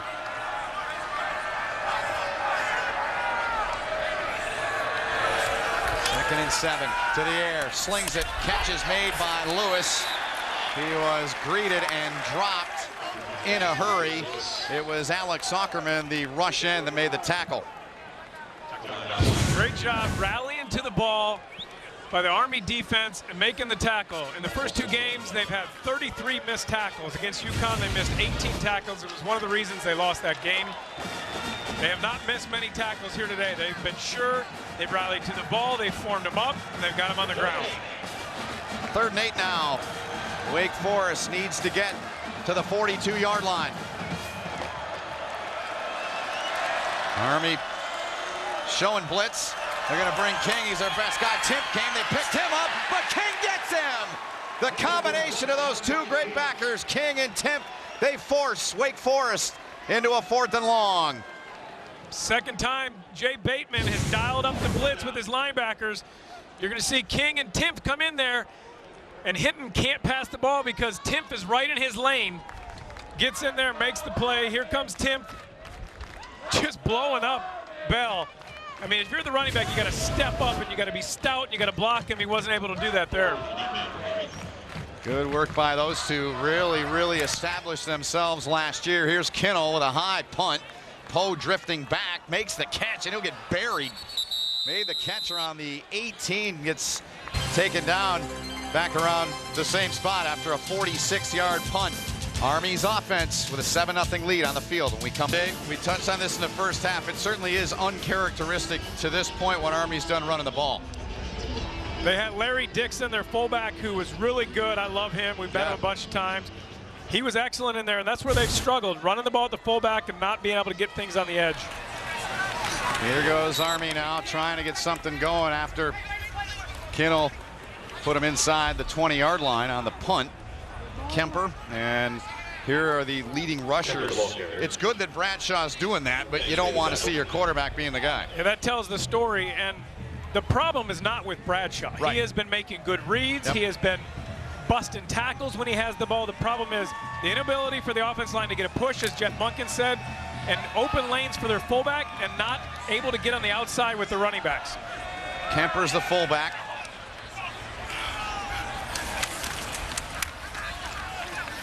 Gave it to Kemper that time. He'll get about 4 on the carry, so a 3rd and short coming up. Part of that, Ben, is also their inability to run the ball with other people outside of Bradshaw stems from their lack of a passing game. They've only thrown 1 pass today, and you know, when you're a defense and you know they're going to run the ball and they're coming at you, you're not worried about getting beat deep. Everyone's coming up in the box, and you can see even here on 3rd and short, Wake Forest, everybody within 7 yards of the line of scrimmage. Army's 3 of 8 on 3rd down. They need the 27. Ahmad keeps it, cuts into a seam. He's got the 1st down. The sophomore out of Chicago got it. Janvian on the tackle. They get 8. 1st down, Army. Bradshaw coming down, understanding he has room inside, putting his head down, getting the 1st down. Busting tackles, that's what they love about him. 5'11" and 198 he is. Gives off here to Kemper, and Wake Forest about 5 guys in there. Brandon Chubb leading the charge.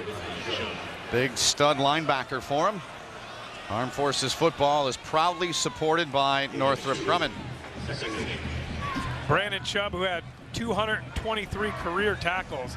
I mean, this is a guy who will play in the NFL as a linebacker. He's got 7 tackles already today. He's a force inside, and they need him. They need him to find Bradshaw wherever he is, and those linebackers to come up, not give him room. The defensive line have to be sound fundamentally, take the fullback away, and allow their linebackers to scrape and come up and make plays. 9 tackles for him last week in a loss against Syracuse. There's a flag down far side of the field at the 29. Stewart got out there to make the play. We'll get the call upcoming. Loss of 2. False start on Army. The entire offense was not set for 1 play. That penalties declined. 4th down. That is a false start. That's not firing on all cylinders. Well, I don't know if I could circle one guy, 3rd down. Ben, because they said the entire offense false start. How does that happen? Bradshaw just got a little antsy there. He went a little early. Everybody's got to get set. They had motion, they had movement. So they have to be set for 1 second before they snap the ball. He snapped it a little early. 3rd and 9 now. They need the 40. Trying to keep this drive alive are the Black Knights, leading 7-0. Short touchdown run from Bradshaw. Second quarter. Here's a pitch now. They get it outside into space. There goes Walker. And they're going to come up a couple short here on the third down run. They get 8. Good pitch by Bradshaw. The right read because Walker had room. He had space, as you said. Wake did a good job rallying to the ball, keeping him short of the first down. You see Bradshaw here. He's got to make the pitch. Walker's got room. He's got to explode up there. I think if he stayed outside, if he breaks a tackle, he gets the first down. If he stays outside, he'd cut back inside to where all the help was. So there was a little bit of a delay before Tardu and the punt team came on, but they're going to wisely, I would say, kick this away. They went for one in the first half, didn't convert. Wake had a short field, but they didn't convert. Hines under it, 21-yard line, makes the fair catch. 41-yard punt, 6:25 to go. The Corps, they want to celebrate an Army win. So do the players. Long way to go. They lead at 7-0. Should be a good one tonight. Look forward to it. Big day on our air as well. So here's Hinton now. They go to work from the 21. Hinton steps up. He slings one down there. Lewis is there. He could not make the catch. He was covered by Brandon Jackson, the freshman. Brandon Jackson, we said it earlier, he was put in the game because Johnson struggled against UConn. He's right in, is a little bit beat. The ball was a good throw, a little bit behind the receiver, but that's a play that he's got to make. You got to help your young quarterback out.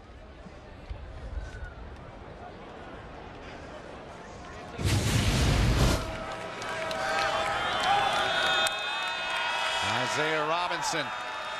He's the back next to Hinton. Quick snap, quick throw. Low throw, but Lewis made the reception, gain of 5. Moss on the stop. Lewis didn't catch the last one, but he did a good job at going down, getting his arms underneath the ball and catching that ball. They came out this drive and they decided we need to throw the ball. We haven't been successful running it. We got a lot of weapons outside. We got to trust our young quarterback. Wake has yet to convert on third down here, Jay. They're 0 for 6. Hinton, pressure coming. Smith forcing him out, makes the throw, and a nice job waiting till the last second. He found the tight end who was great last year, Cam Serenier, gain of 12, first down, Demon Deacons. Love what Hinton did there. He was buying time, but he stayed patient. There's nothing there. The pocket collapses. He gets outside, uses speed to buy time, finds his receiver. Serengate gets at the ball. Big, big year for him last year, part of that youth movement for Wake. Now another big throw down the near sideline. Carnegie's out there, but it's caught. It went into the hands of KJ Brent. Wake Forest with a home run ball. They're in position now after a gain of 51. Huge play there. Hitting, airing it out, showing his arm, going down to KJ Brent, who had 6 catches in the first half against UConn. Really good job tracking the ball all the way in, making the catch. Carnegie was in good position, just couldn't get his hand up and make a play. Ooh, that ball looked pretty coming out of his hand. Now Hinton's got it, fake the Robinson, cuts in, dives toward the goal line, touchdown Wake. How about that drive from the freshman Kendall Hinton, a 15-yard run to cap it. They hit the big play down the sideline to KJ Brent and then come right back, use the speed, get to the line quickly while the defense is reeling. You're going to see this is a design run, just fake it inside, a little chip there by the tight end. Get your young quarterback off to the races, sticking his head in for his first touchdown. Mike Weaver on to try to tack on the point after out of the hold of the punter Kinnell. The ruling on the previous plays of a touchdown is under review. Well, they're going to take a look. My guess is it would be where his knee was. I think you're right. The instant replay folks will take a peek at this, as we will too, I'm sure, multiple times. Yeah, they're just going to make sure. This is what is good, I love about college football. If there's any question, make sure you get the call right on the field. That's why you have replay. The worst thing is for somebody to go back afterwards and to look at a big call, a big play, and find out that we didn't get it right. You're going to see right here as he starts to go in, does that back left knee go down before the ball crosses the line of the end zone. Looks like it's in the air there. It does. It has to be indisputable, too. The call on the field was a touchdown, so they'd have to have indisputable evidence to overturn that call. And it looks like his upper body is sideways a bit. Do you see what I'm seeing there? After I do. review, the ruling on the fan stance is called Okay. touchdown. McCreesh with the final word. Always. Right, exactly. Certainly not me. I love, though, what the Wake Forest offensive coordinator and their staff did there in trusting their young quarterback. They came out, they were aggressive. They hadn't done that with him yet. They took shots down the field. They connected with KJ Brent. Really good job offensively. Terrific, terrific looking drive. So Weaver out of the hold of Kennel. And we're tied up at 7 apiece here along the banks of the Hudson with 4:52 to go in the third quarter. Impressive drive put together by Kendall Hinton, the freshman. Big pass play, and he capped it off. We're tied at 7 apiece. That was the big play to Brent that put him in position to get the game-tying touchdown. Special guest, John. Very special indeed, Ben. Thank you so much. I am here with General Mark Milley, who just last month was sworn in as the Army's 39th Chief of Staff. First off, thank you for joining us and congratulations on the huge honor. Thanks, John. Appreciate that. It's a great honor. Now, during your swearing in, you made sure to mention and thank your wife on completing her 30th move during your 35 years of service. What does this honor mean to you and your family? It's just a tremendous honor to lead such a great institution as the United States Army. You know, we've got almost 1 million soldiers on active duty in the National Guard and the Reserves. It's a total Army, and real proud to be its leader. Now, I know you've led troops in Iraq and Afghanistan. After graduating from Princeton University, what made you decide to dedicate your life to the Army? Well, I took it in small increments. I never thought I'd stay for 35 years. Took it a little bit by little bit, and I just fell in love with the Army and the way of life and mostly the people that are in the Army. Now, here you can see we're amongst the cadets here. They're having a great time. They have such a busy schedule here at West Point, but they get a chance to have fun at the game. Describe, what is the game day experience like for you here at Michie Stadium? Oh, this is great. I've been to a couple of West Point games before, and last year, and this is the first one for this season.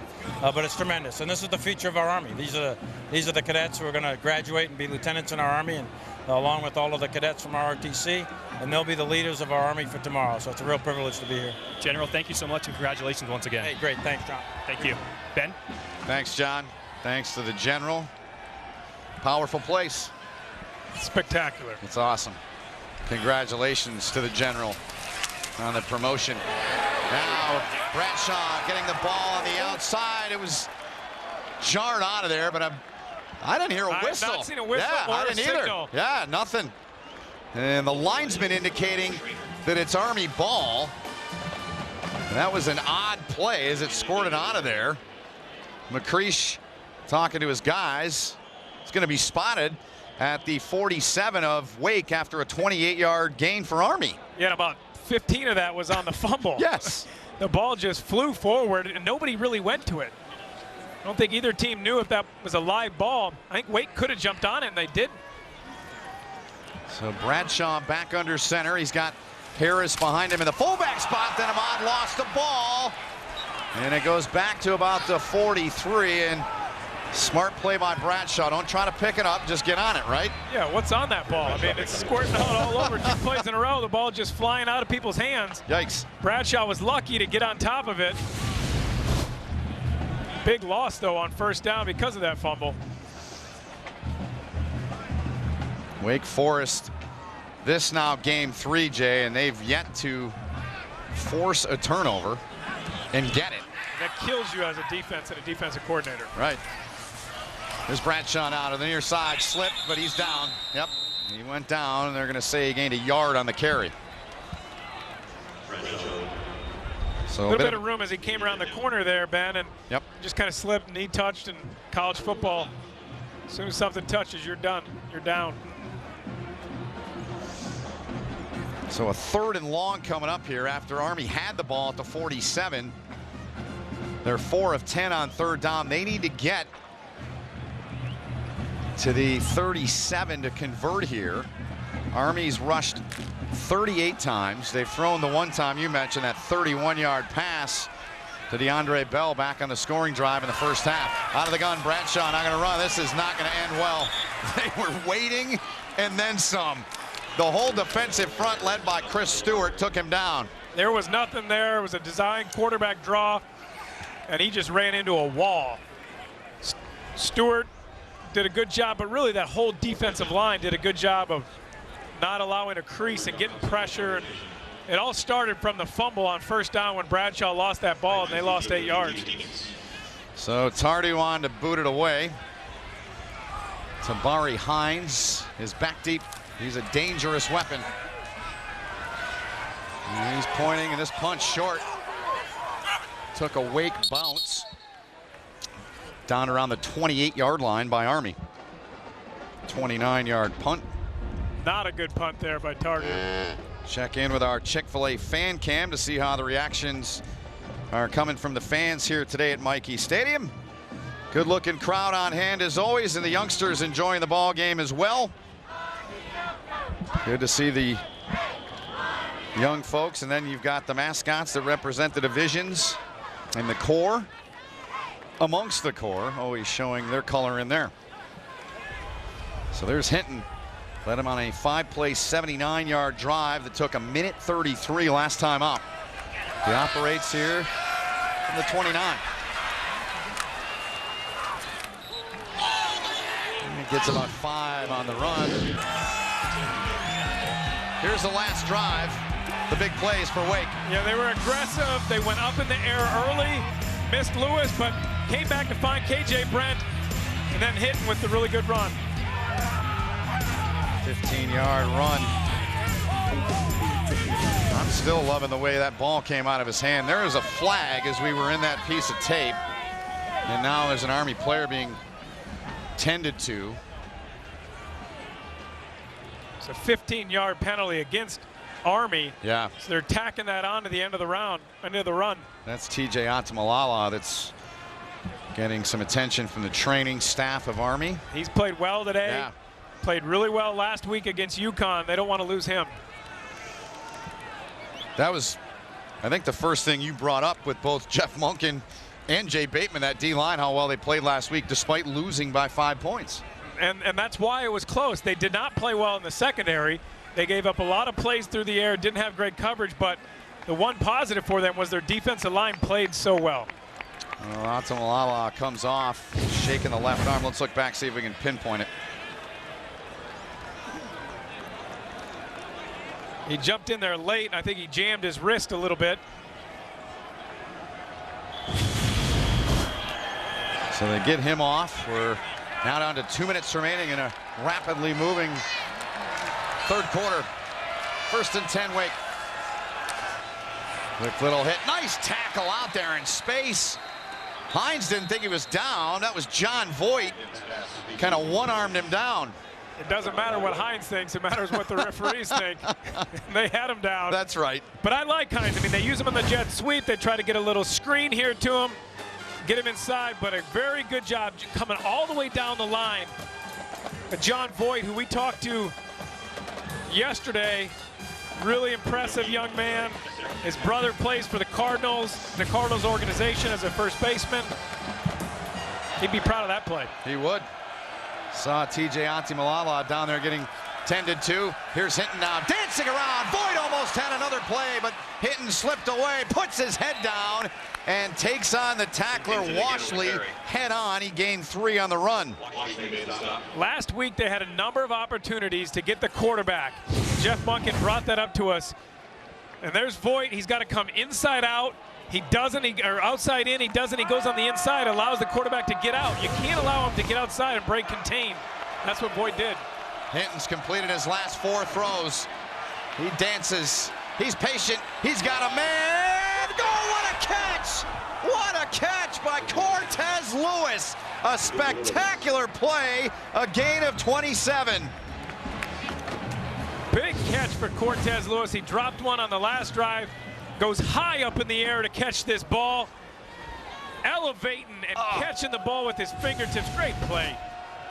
Carnegie on the stop. They go quick. Here he goes. Fires, and it's caught by Serenier, the big tight end. So the final seconds ticking away here. Wake going quick here, Jay. They're feeling it right now. They know they got Army on their heels, and they want to keep pushing. Down to 5 seconds to go in the quarter. They fake. Hinton keeps it. Rolls away from the first guy. He's able to pick up a yard or so. So we have played 3 quarters here at Michie Stadium. The end of 3. We're tied at 7-7, but Wake's on the move. We'll return to West Point after these messages. You're watching college football on CBS Sports Network. Beautiful day here in West Point, New York. Start of the 4th quarter, 3rd and 1 upcoming for Wake Forest. They've looked real good their last 2 drives. They're in the red zone once again. Today's red zone being brought to you by Verizon. Hinton's completed his last 6 passes for 99 yards. He looks comfortable. He looks confident. He's throwing the ball precisely. He's looked good in this second half. He really has. Colburn's the back next to him. They give it off to Colburn. Colburn, little stutter step. Moss got over there to help out. And they get 5 on the run. Imperative here, Army can somehow force a turnover because you can feel that momentum shifting. You certainly can, and you can see Hinton back there getting comfortable, moving down the field. If not a turnover, Ben, they need to hold him to a field goal. Yeah. There's Jay Bateman. Knows many on that Wake Forest staff. They were together at Elon, among many stops these coaches make. Right now he needs the defense come up with a hold here. Bell with the carry, so this helps the Army cause. They push him back maybe a half a yard. It was TJ Atamalala was in there on the tackle. He's now got a brace on his left arm to help out what he injured earlier. Well, they are Army cadets. They are tough. They are. They're going to fight. That's what they've committed their life to doing after their football playing days are done. I'm not surprised to see him back out there. Product of Las Vegas, born in Mason, Ohio. That's football territory. 2nd down and goal now. Kendall Hinton out of the gun. Hinton fakes, tucks, now going to try to run, gets away, gets into the end zone. Kendall Hinton, 2 rushing touchdowns, and Wake Forest has the lead. There wasn't a lot there originally. You're going to see him come in here. They fake the pass, and he just does a little draw, breaks a couple tackles, then he has the explosiveness to just run away from Ryan England. He brings a different dynamic than John Wolford. Completely different offense that Army prepared for, and different than Wake was ready to run. Kennel the hold, and Weaver comes in and makes it a 14-7 game. You said it. It's a great point. They're going to have to find a way to get this momentum back. You can feel it drifting away. Wake is feeling comfortable. Army needs to find a way to get it back, down 14-7. Interceptions, very successful NFL career. Looking forward to watching Brady and Rex Ryan go head-to-head. I love that battle. Rex Ryan's probably done as good a job as anybody in the NFL of confusing Tom Brady and beating him when he was with the Jets. He's got a good defense with that Buffalo Bills team, too. Yep, they're fired up. That'll be fun. Weaver kicks it away. Black back there with Hyatt. This is Hyatt on the return. Gets out across the 25-yard line. And Wake Forest, Jay, with 2 straight scoring drives, and they've done it with big plays both times. And you're going to see a nice little touch by Hinton and a beautiful play going up high to catch the ball at its highest point by Cortez Lewis. And then Hinton breaking plays, breaking tackles, explode into the end zone. He looks good, and Ben, this crowd has kind of got dead. Army's got to find a way to wake them up. The cadets are ready. They're ready to cheer, get their team going, but they need something to get excited about. Well, Hinton completed his phone call over there, so we resume with Army with the ball. Giaquinta the carry. Good run on first down by Matt. Puts him in a good position to stay on schedule. Gain of 4. Brandon Chubb with the tackle. Chubb again. We talked about him all day. Talked about his career. Just a solid player in there. They love him. Somebody's going to love him at the next level in the NFL when they get him. 6'1" and 245. Product of Marietta, Georgia. Army needs to get a drive together, get some momentum back in this ball game. Bradshaw leans, has the first down, just shy of the 40. Gain of 8. Chubb again on the tackle. Bradshaw's just under 60 yards for the game, but before that carry, he was just averaging 2.7 yards a carry. They got to find a way to throw the ball to soften this defense up. Today's first down line being brought to you by Navy Federal Credit Union. Bradshaw's only attempted 1 pass in the game. That's staggering to me. Really is. Good pickup here on the first down run. It's about 7. Ben, you talked about it in our opening, how Coach Munkin was committed to his process. Yeah. This is the process, as you see.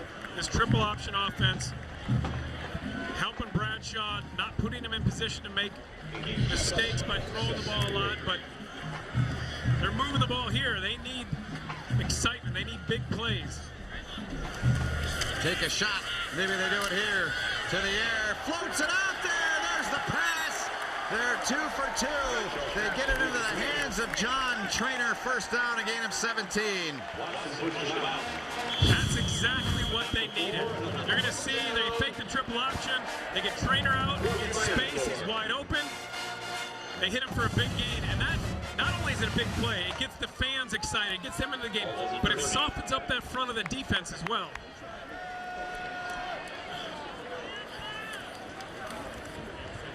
Giaquinta on the handoff there to the 26-yard line, gain of 4. They've played 4 different fullbacks today. They've been committed to the fullback dive. Handing that ball off is something they worked on with Bradshaw this week. Understanding when the opportunity is there, that he'll fall forward for 3 or 4 yards, and that's okay with them. Yeah. From the 26 now. Give it off there to Aaron Kemper. Bring up a 3rd and relatively manageable, you would think. Brent Davis, the OC, calls the plays upstairs. Been in a triple option offense his entire career. That's what he knows. This is his bread and butter. He knows it as well as anybody in the country. Army 4 of 11 on 3rd down.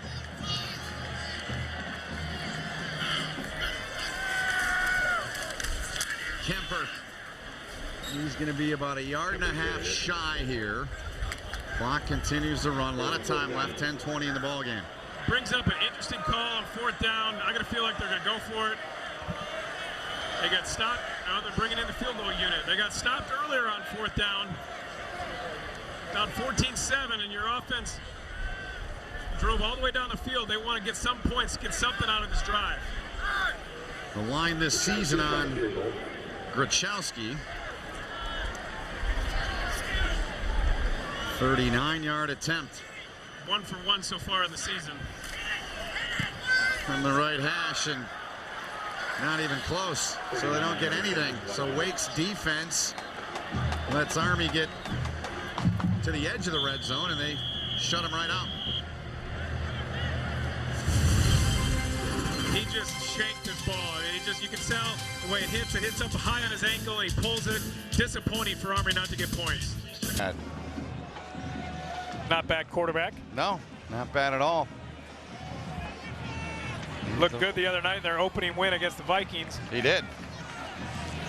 His new mechanics, as Trent Dilfer talked about over and over and over again.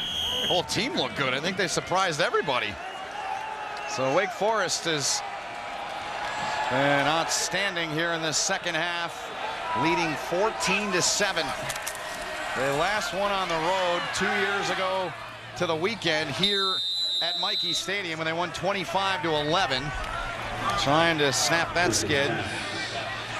Argenzio with the reception. They didn't gain much, but it was a good play. Yep. By him, just to get around the corner, nice little fake, and then throw a good ball. If he could have kept his feet, there would have been something there. Come on, Brandon! Army defense been pushed around in this second half. They need to come up with a stop, with a turnover for their cause. Hinton fakes, he's still got the rock, got a block on the outside, first down and then some. He gets all the way out to the 40, about the 43-yard line, first down Wake. Carnegie forced him out.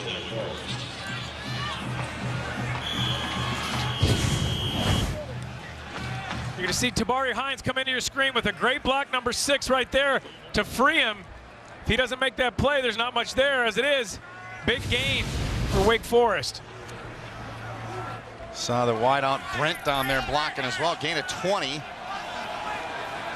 89 yards on the ground for Hinton. Bell's the running back now, number 24. They're going to go to him. King, good job to sniff it out. And he got back to the line of scrimmage, and that was it. Andrew King having a good game. The coaches have asked more out of him. Sniffs it out, explodes to the ball, and then makes a sure tackle. That's been their priority this week, tackling. No missed tackles. I talked about it earlier. 33 missed tackles in their first 2 games. 7 tackles already for King. It's been sure. Under 8 minutes remaining in the fourth quarter. From the 43. Pressure came, Hinton got rid of it, was looking down below us for Cortez Lewis. 3rd and 10 upcoming as we near the midway point of the fourth quarter. Andrew King, you see what he's done, the king of Queens, I like to call him. He had the big fumble recovery early in the Fordham game. He had 3 sacks last week, 2nd in the NCAA in tackles for a loss. He's been their big playmaker. He's their emotional leader on that defense. They could use him to make a big play, get these emotion going in this stadium right now. 3rd and 10.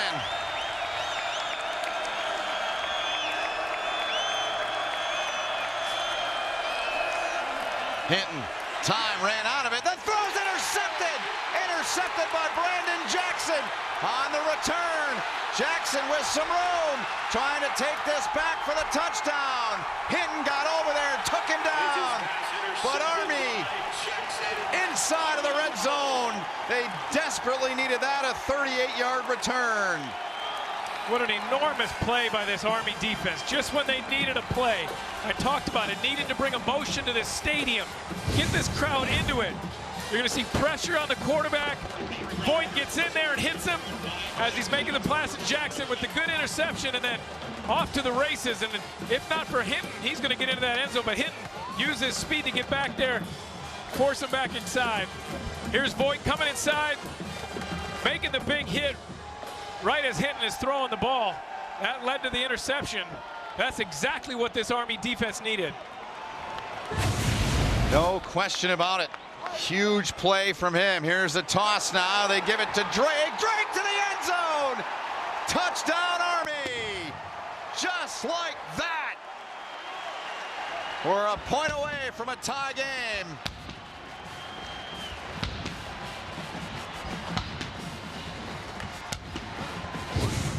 Cadets are rocking now. Coming right down the line, just a quick pitch. Get your head downfield and explode into the end zone. Don't dance, don't wait. Get that end zone and get those cadets off of their feet. How about that first touchdown in Drake's career? Wachowski trying to even this thing up, and he does. So Jay, both touchdowns coming after interceptions. The first one from Tim, this one from Jackson. Well, when your offense is struggling, your defense has got to step up. It's a team game. They get pressure. It leads to the interception, which leads to the touchdown. There's the touchdown coming in. Good run by Drake to get his first touchdown. 14-14, we got a ball game. You're going to see right here, Voigt coming off the edge, getting pressure, hitting the quarterback, hitting as he delivers the pass. And then right there, Jackson making the interception, coming all the way around here. Hinton does a really good job of getting back, hustling back, not sulking after he threw the interception and stopping the touchdown. Although Armory's able to punch it in, tie this score at 14-14. That's team defense though. Pressure up front and an interception on the back end. 7:25 remaining in the ball game. That is John Armstrong, the deep man. Grachowski set to boot it away. In a tie ball game. Wake has not returned one ball all year out of the end zone. If the kick has gone anywhere into the end zone, they take a knee. Must be their strategy on the kick return. Army with those 2 interceptions leading directly to their points. And this one will bounce out. Let's get down to John Schriffen, who's got an interesting piece of information about what Army does when they pick passes off and force turnovers. John. Oh, that's right, Ben. This season, the coaching staff came up with an idea to create more turnovers. They created more competition amongst defense. So whenever a player creates a turnover in practice, they're awarded one of these, a camouflage bracelet. Now, the players say they love it because Coach Monken doesn't allow them to wear any jewelry. Now, they have a special one. It's a gold one given out for turnovers during the game. Jackson will certainly get one. They have these bracelets ready to hand out on the sideline. Ben? Thanks, John. I'd give him 2. Yeah, that was a big play. Yeah. Jackson and Tim, both touchdowns coming off interceptions. Defense leading the team to points. So the defense for Army back out there. Crunch time here at Mikey. Hinton winds up, flings it, and it's 5 yards past the intended target, Cortez Lewis, who made a spectacular catch earlier this half. Ryan England on the coverage. Wake was successful early in the second half, coming out and being aggressive with Hinton. They threw a couple balls deep, were able to get a couple nice grabs.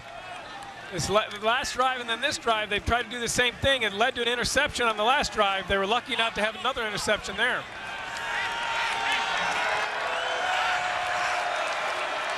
Hinton with both touchdowns, 15 and 7-yard runs for him. John Wolford, their starter, injured on the first series. Hinton's been great coming in. Serenier over the middle, and that could have easily been picked off by Xavier Moss. Serenier had a step there. You're going to see the tight end coming across your screen. He releases there, and he's going to come into the screen. He's got a step, and Hinton throws the ball a little bit too far in front, and he just throws a fastball right by him.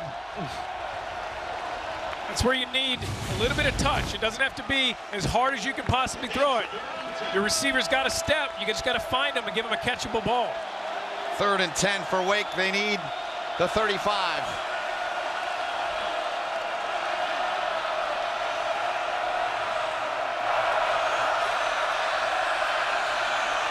Hinton fires, got his man, catch made. The punishing hit delivered there on Serenier, the tight end.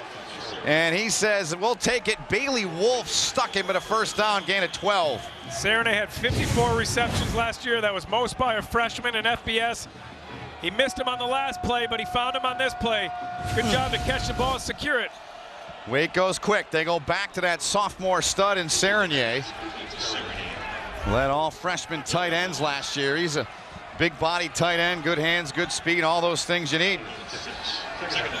Wake's going quick here. Yep.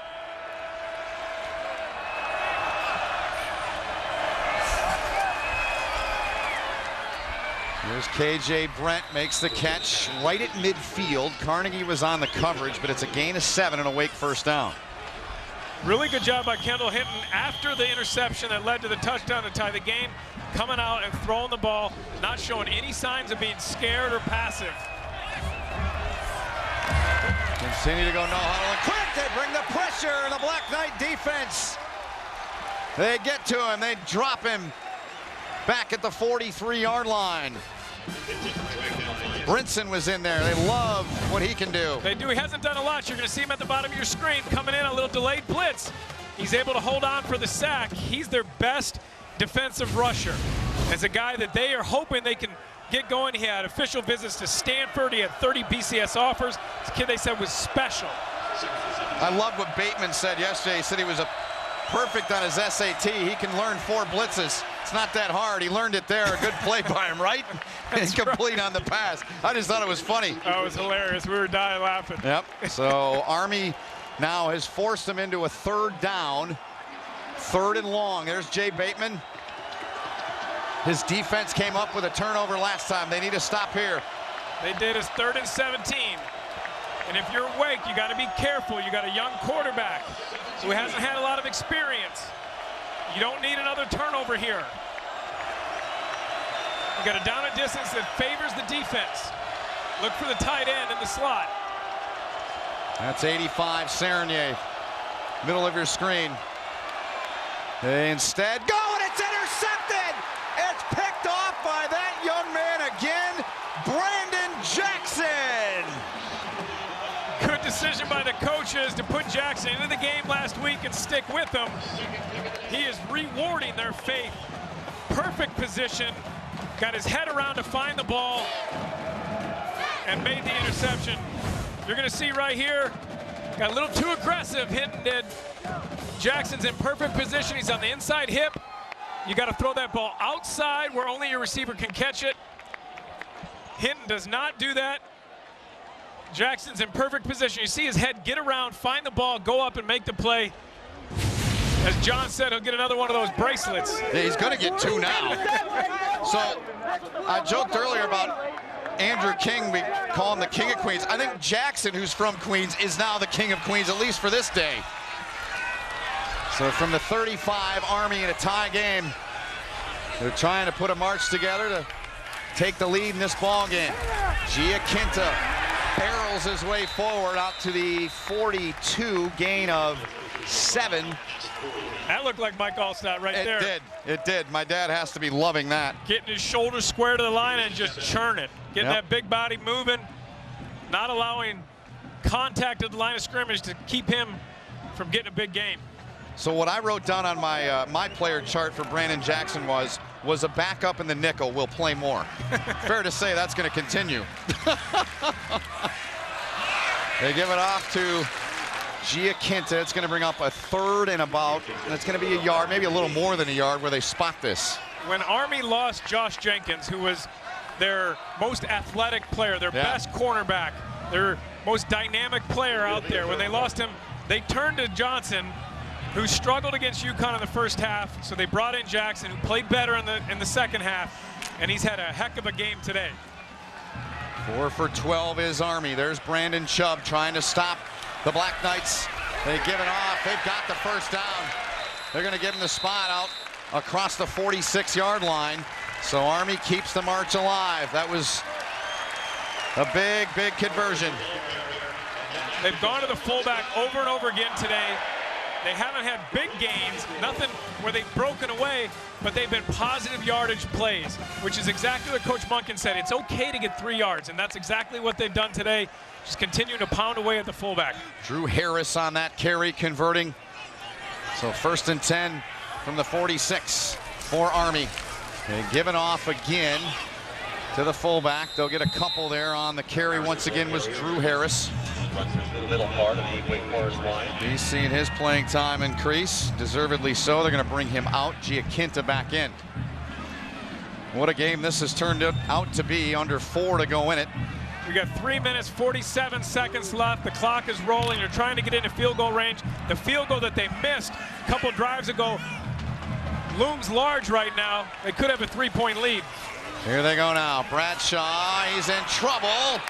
And they get to him and track him and take him down there. That was Wendell Dunn, the drop linebacker. First time we've called his name today.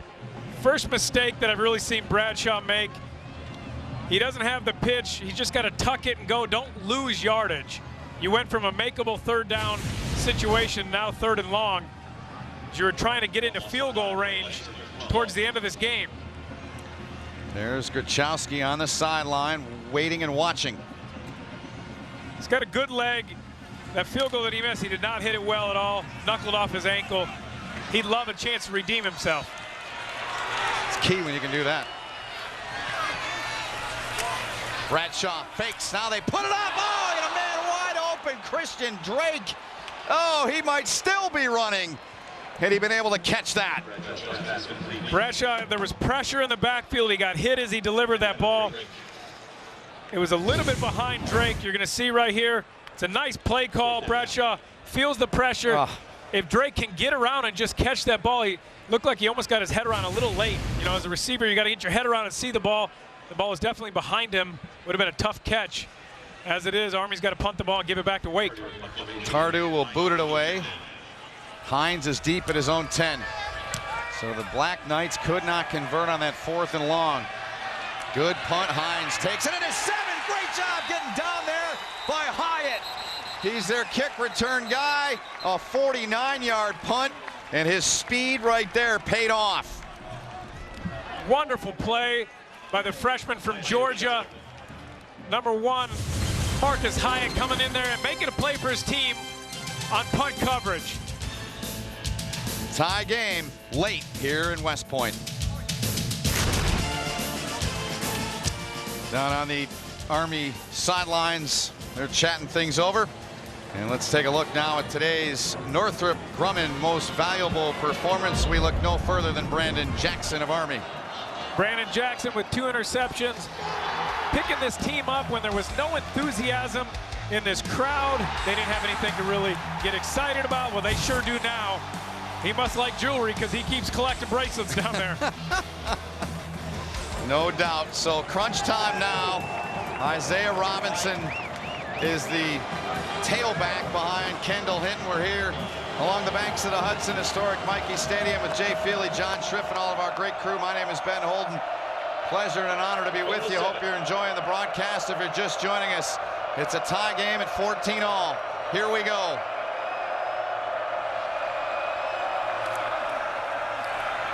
Robinson, not much there. In fact, he'll lose a couple. So, Jay, if you're Wake, what are you thinking if you're running their offense now? So if I'm Warren Ruggiero, I know that I have West Point. That's their first timeout. It's a 30-second timeout. Army taking a timeout. I know that I have a freshman quarterback who has now thrown 2 interceptions in the second half. I'm looking at my kicker as well, knowing that he's struggled. You know, he's missed 2 kicks, 1 in each game so far this year. Yeah. Missed a 37-yarder against Elon and a 50-yarder against Syracuse. I'm looking at the time. There's 2:26 left. I got 3 timeouts. And I don't know if I'm being aggressive. Right now, from my 6-yard line, I'm okay with overtime. I'm trying to use up the timeouts of Army, get a first down, and get myself to overtime. And if you're Army, you're trying to get a stop right now, get the ball back, and give Grouch an opportunity to redeem himself with the game-winning kick. There's their kicker, Wake's Mike Weaver, stretching on the sideline. Loss of 1 on the play. From the 6. Hinton's got it, trying to get away from King. He can't! King got him down around the ankle. Andrew King wants to keep eating. And he has 8 tackles today. He's been all over the field. Their emotional leader, getting this crowd going. Really good job of getting back outside and just making a fingertip tackle. Otherwise, Hinton might have had something there. Here's the play of the game to this point. 3rd and 9 upcoming. Wake 4 of 12 on 3rd down. From the 8. Crowd as loud as it's been all day. Pressure comes. Hinton's got a lot of real estate. This could be trouble. He gets out there. He's got the first down out across the 20 to the 21. Moss with a stop. First down, Wake, 14-yard gain. The clock stops as they move the chains here. You're going to see he's looking downfield. There's nothing there. Dangerous in his own end zone. He just takes off with it. That's the element that he brings this offense, his ability to run. It's a nice play for Wake to get the first down and move the chains. Left side of your screen, a live look. Now they're going to take a shot. Here's Brandt. Can't make the catch. And on the coverage, the veteran Chris Carnegie there. It was a beautiful throw by Hinton. He dropped it in there perfect, and Brent stopped on the route. You're going to see, I think he thinks it was underthrown. If he keeps running, he's going to catch this ball. He just throws a beauty down the sideline. Brent, if he just keeps running, he's going to catch that ball in stride. He might score. I like the way that this Hinton throws it. That was an aggressive play call too, Ben. Yeah, it was. Freshman, true freshman in. Had to come in and replace John Wolford, top passer in the ACC, injured on the first series. 2nd and 10 now. On the ground, Robinson's got some room. He's got a first down, 2nd level, 3rd level. He gets out to the 43, first down. Wake, 22-yard gain. Jackson the tackle. Now Wake is dead set on getting into field goal range. There's a minute left in this game. Trying to give their kicker Weaver a chance to win it. Trying to catch Army on their heels. Hinton zings one. Serenier's got the catch. Another first down to the 40 for Wake Forest. 17-yard pickup. They need about 5 yards to get into field goal range to give them a chance. You really want about 15 more yards to feel comfortable. Out of the gun, first down. They're going to get him. They take him down. Good work by Bailey Wolf, the sophomore, to drop Hinton. It's the first time we've called Bailey Wolf's name today. That's a perfect time to call it. They needed a big play. Wake Forest. It's a 30-second timeout. McCreesh, our referee. So Cam Serenier, we both knew he was going to be a guy to watch. He's looked good here late. Yeah, he had a great year as a freshman. He's a big tight end. When you have a young quarterback, you're going to go to that tight end. That's a young quarterback's best friend. Bailey Wolf stepping in there and making a big play. Wake Forest has got 2 timeouts. That was their first. There's no foul on the previous play. Timeout was called. Thank you. So Wake's got the ball sitting here at the 44-yard line. They need about 10 yards to give their kicker a chance. There's Mike Weaver. He's 3 for 5 on the season. He was 15 and 19 a year ago. Had a really good year. Had 1 game against Virginia Tech that he missed 3 field goals. Other than that, had a great season.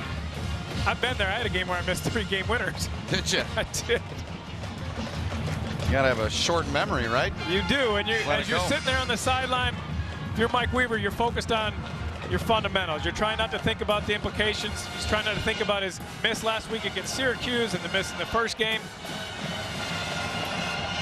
Army's timeout they called on the first drive here at the beginning of this drive looms large. They stopped the clock. They were hoping to get the ball back. Probably saved about 30 seconds.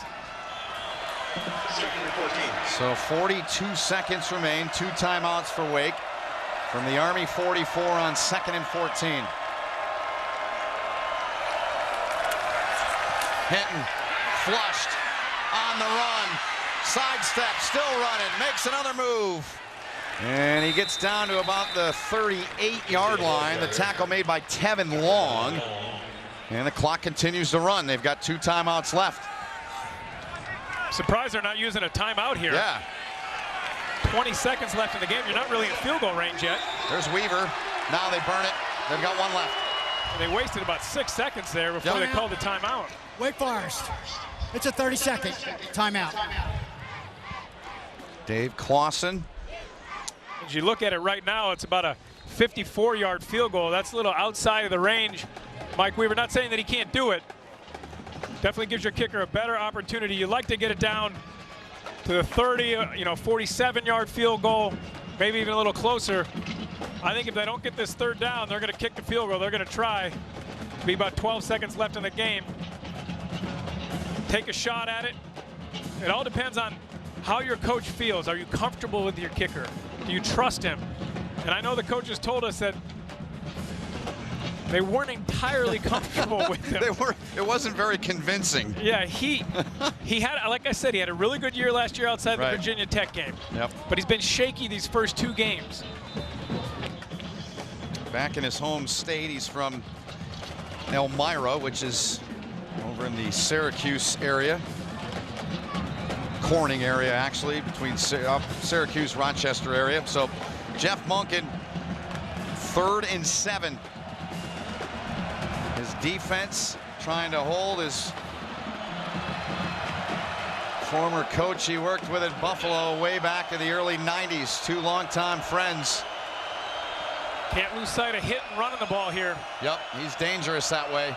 It's another dimension for Wake's offense. Here's Hinton now, quick throw, gets it out there, and did he get the catch? Yes, it is caught by Cortez Lewis, and they get the first down. Gain of 8. So they're going to line him up under center, and they're going to spike it from there with 9 seconds left now in the game, in a tie game at 14 apiece. So they spike it there to save their last timeout. They got 1 timeout left. They're going to probably try one more play here. Yep. Get a little bit more yardage for the kicker.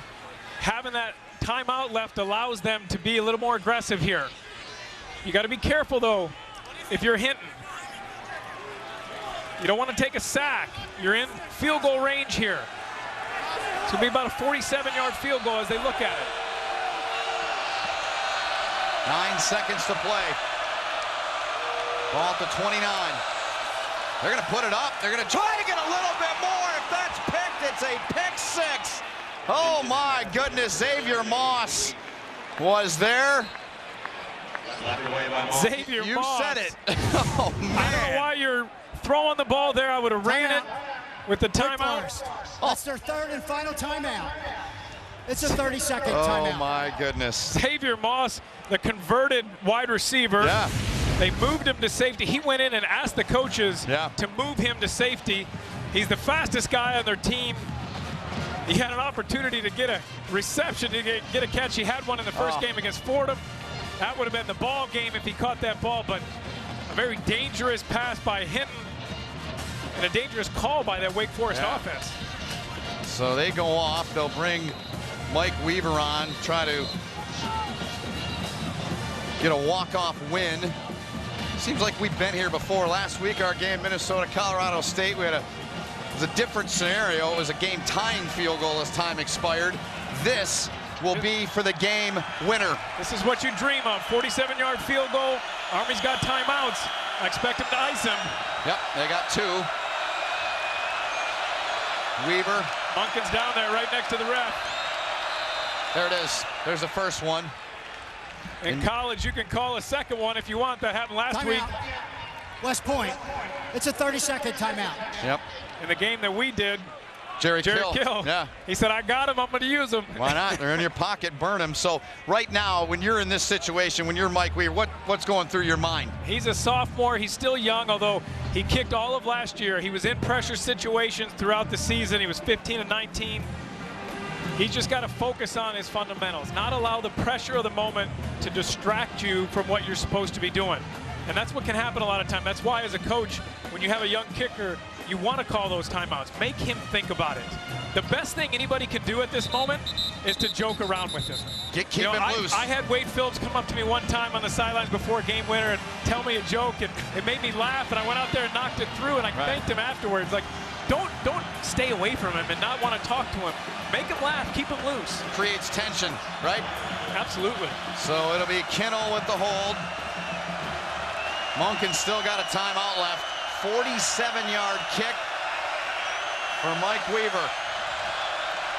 Not a good snap. The kick's on the way. Weaver puts it through anyways. Are you kidding me? And Wake Forest walks off with a victory from 47 yards. They win by 3. Wow. That is one of the most impressive kicks I've seen a college kicker make, because they drop the snap. It throws off your rhythm. They were able to get it up, and he stayed with it. Mike Weaver did a great job of just staying with the kick, Ben, and making the kick from 47 yards. Let's look That's just back, an Jay. unbelievable play by him to stay with it. You're going to see this ball bobbled. He gets it up. He never got to see the ball ever. The ball was just put down.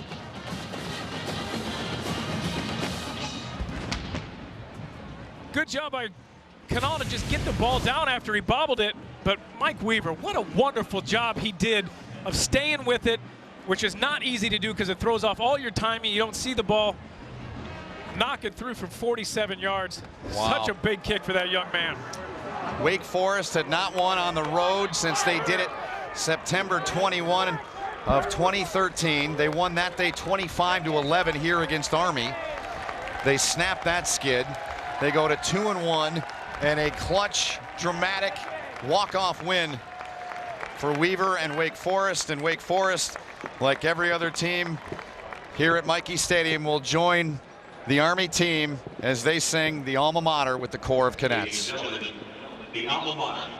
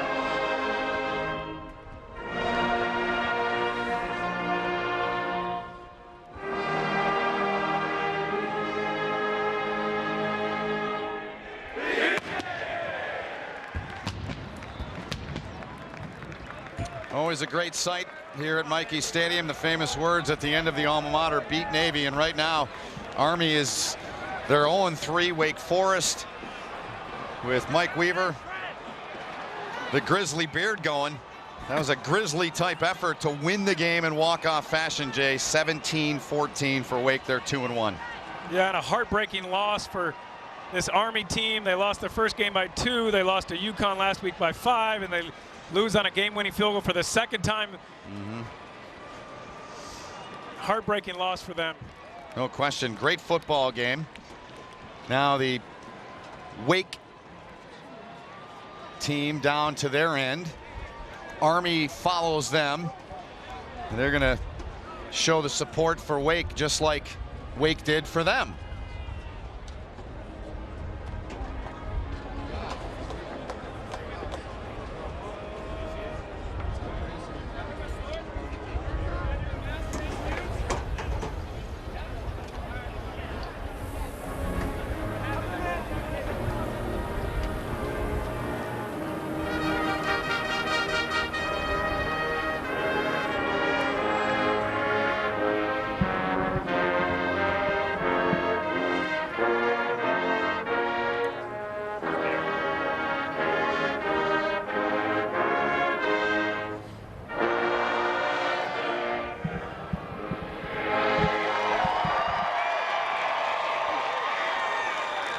Well, Wake Forest, 47-yard field goal. Thank you for your attendance at today's game.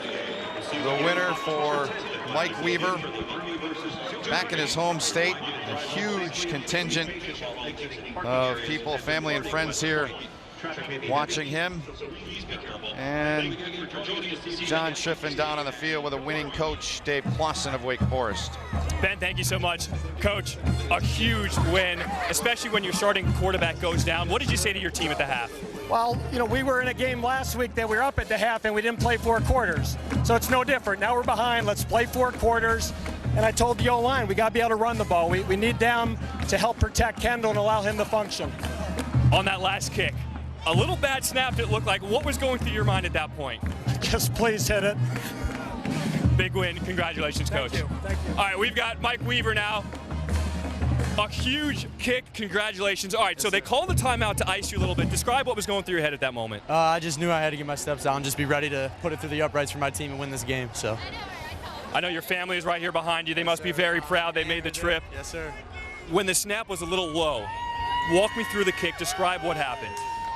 The snap was a little low. I skipped on the ground, and you know, I have complete faith in my holder. My holder, Alex Kendall, the punter, he's amazing. So I knew he was going to get it down some way. So I just had to, you know, take a step and then wait a little second and then just hit the ball. And then I hit it. It felt good. So, you know, I just went in. Felt nice. What is that feeling like when you see the ball go through the uprights and you have the win? It's the best feeling in the world. I can't explain it. I really can't explain it. It's the best feeling in the world. Congratulations. Thank you, sir. Big win. Thank you. Ben? Thank you, John. Thanks to Weaver. My partner's beaming up here. Just not for any reason except he saw a guy do what he did many times, a game-winning kick. Big kick for that young man. He's a sophomore. He's a young kid. He had a couple of games where he's a little shaky, I'm sure, that Dave Clawson's got a lot more faith and confidence in him after he made that kick, especially considering the fact that the ball was on the ground and the timing was off, and just a really impressive kick, and happy for him. I'm always happy when I see a guy come through in the clutch. That's awesome. We'll come back after a short but important timeout. We'll wrap things up on what was a terrific game that went right down to the final seconds that saw Wake Forest beat Army by 3. Well, it was a beautiful day here in West Point. It saw Wake Forest win the ball game 17-14. Fans filing out of Michie Stadium. And time now to take a look at our play of the game, brought to you by Mercedes-Benz from 47 Weaver, the walk-off win. Great job staying with the kick. You try and teach that, but it's much harder to do than it is to coach.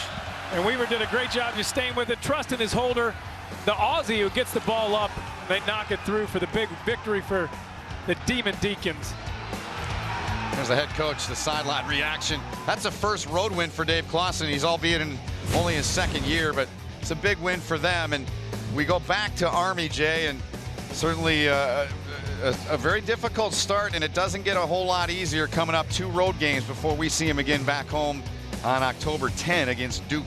Heartbreaking losses, all close games, all with the ability to win the game at the end of the game. And they had the summer of finish this year. That was their focus all off season.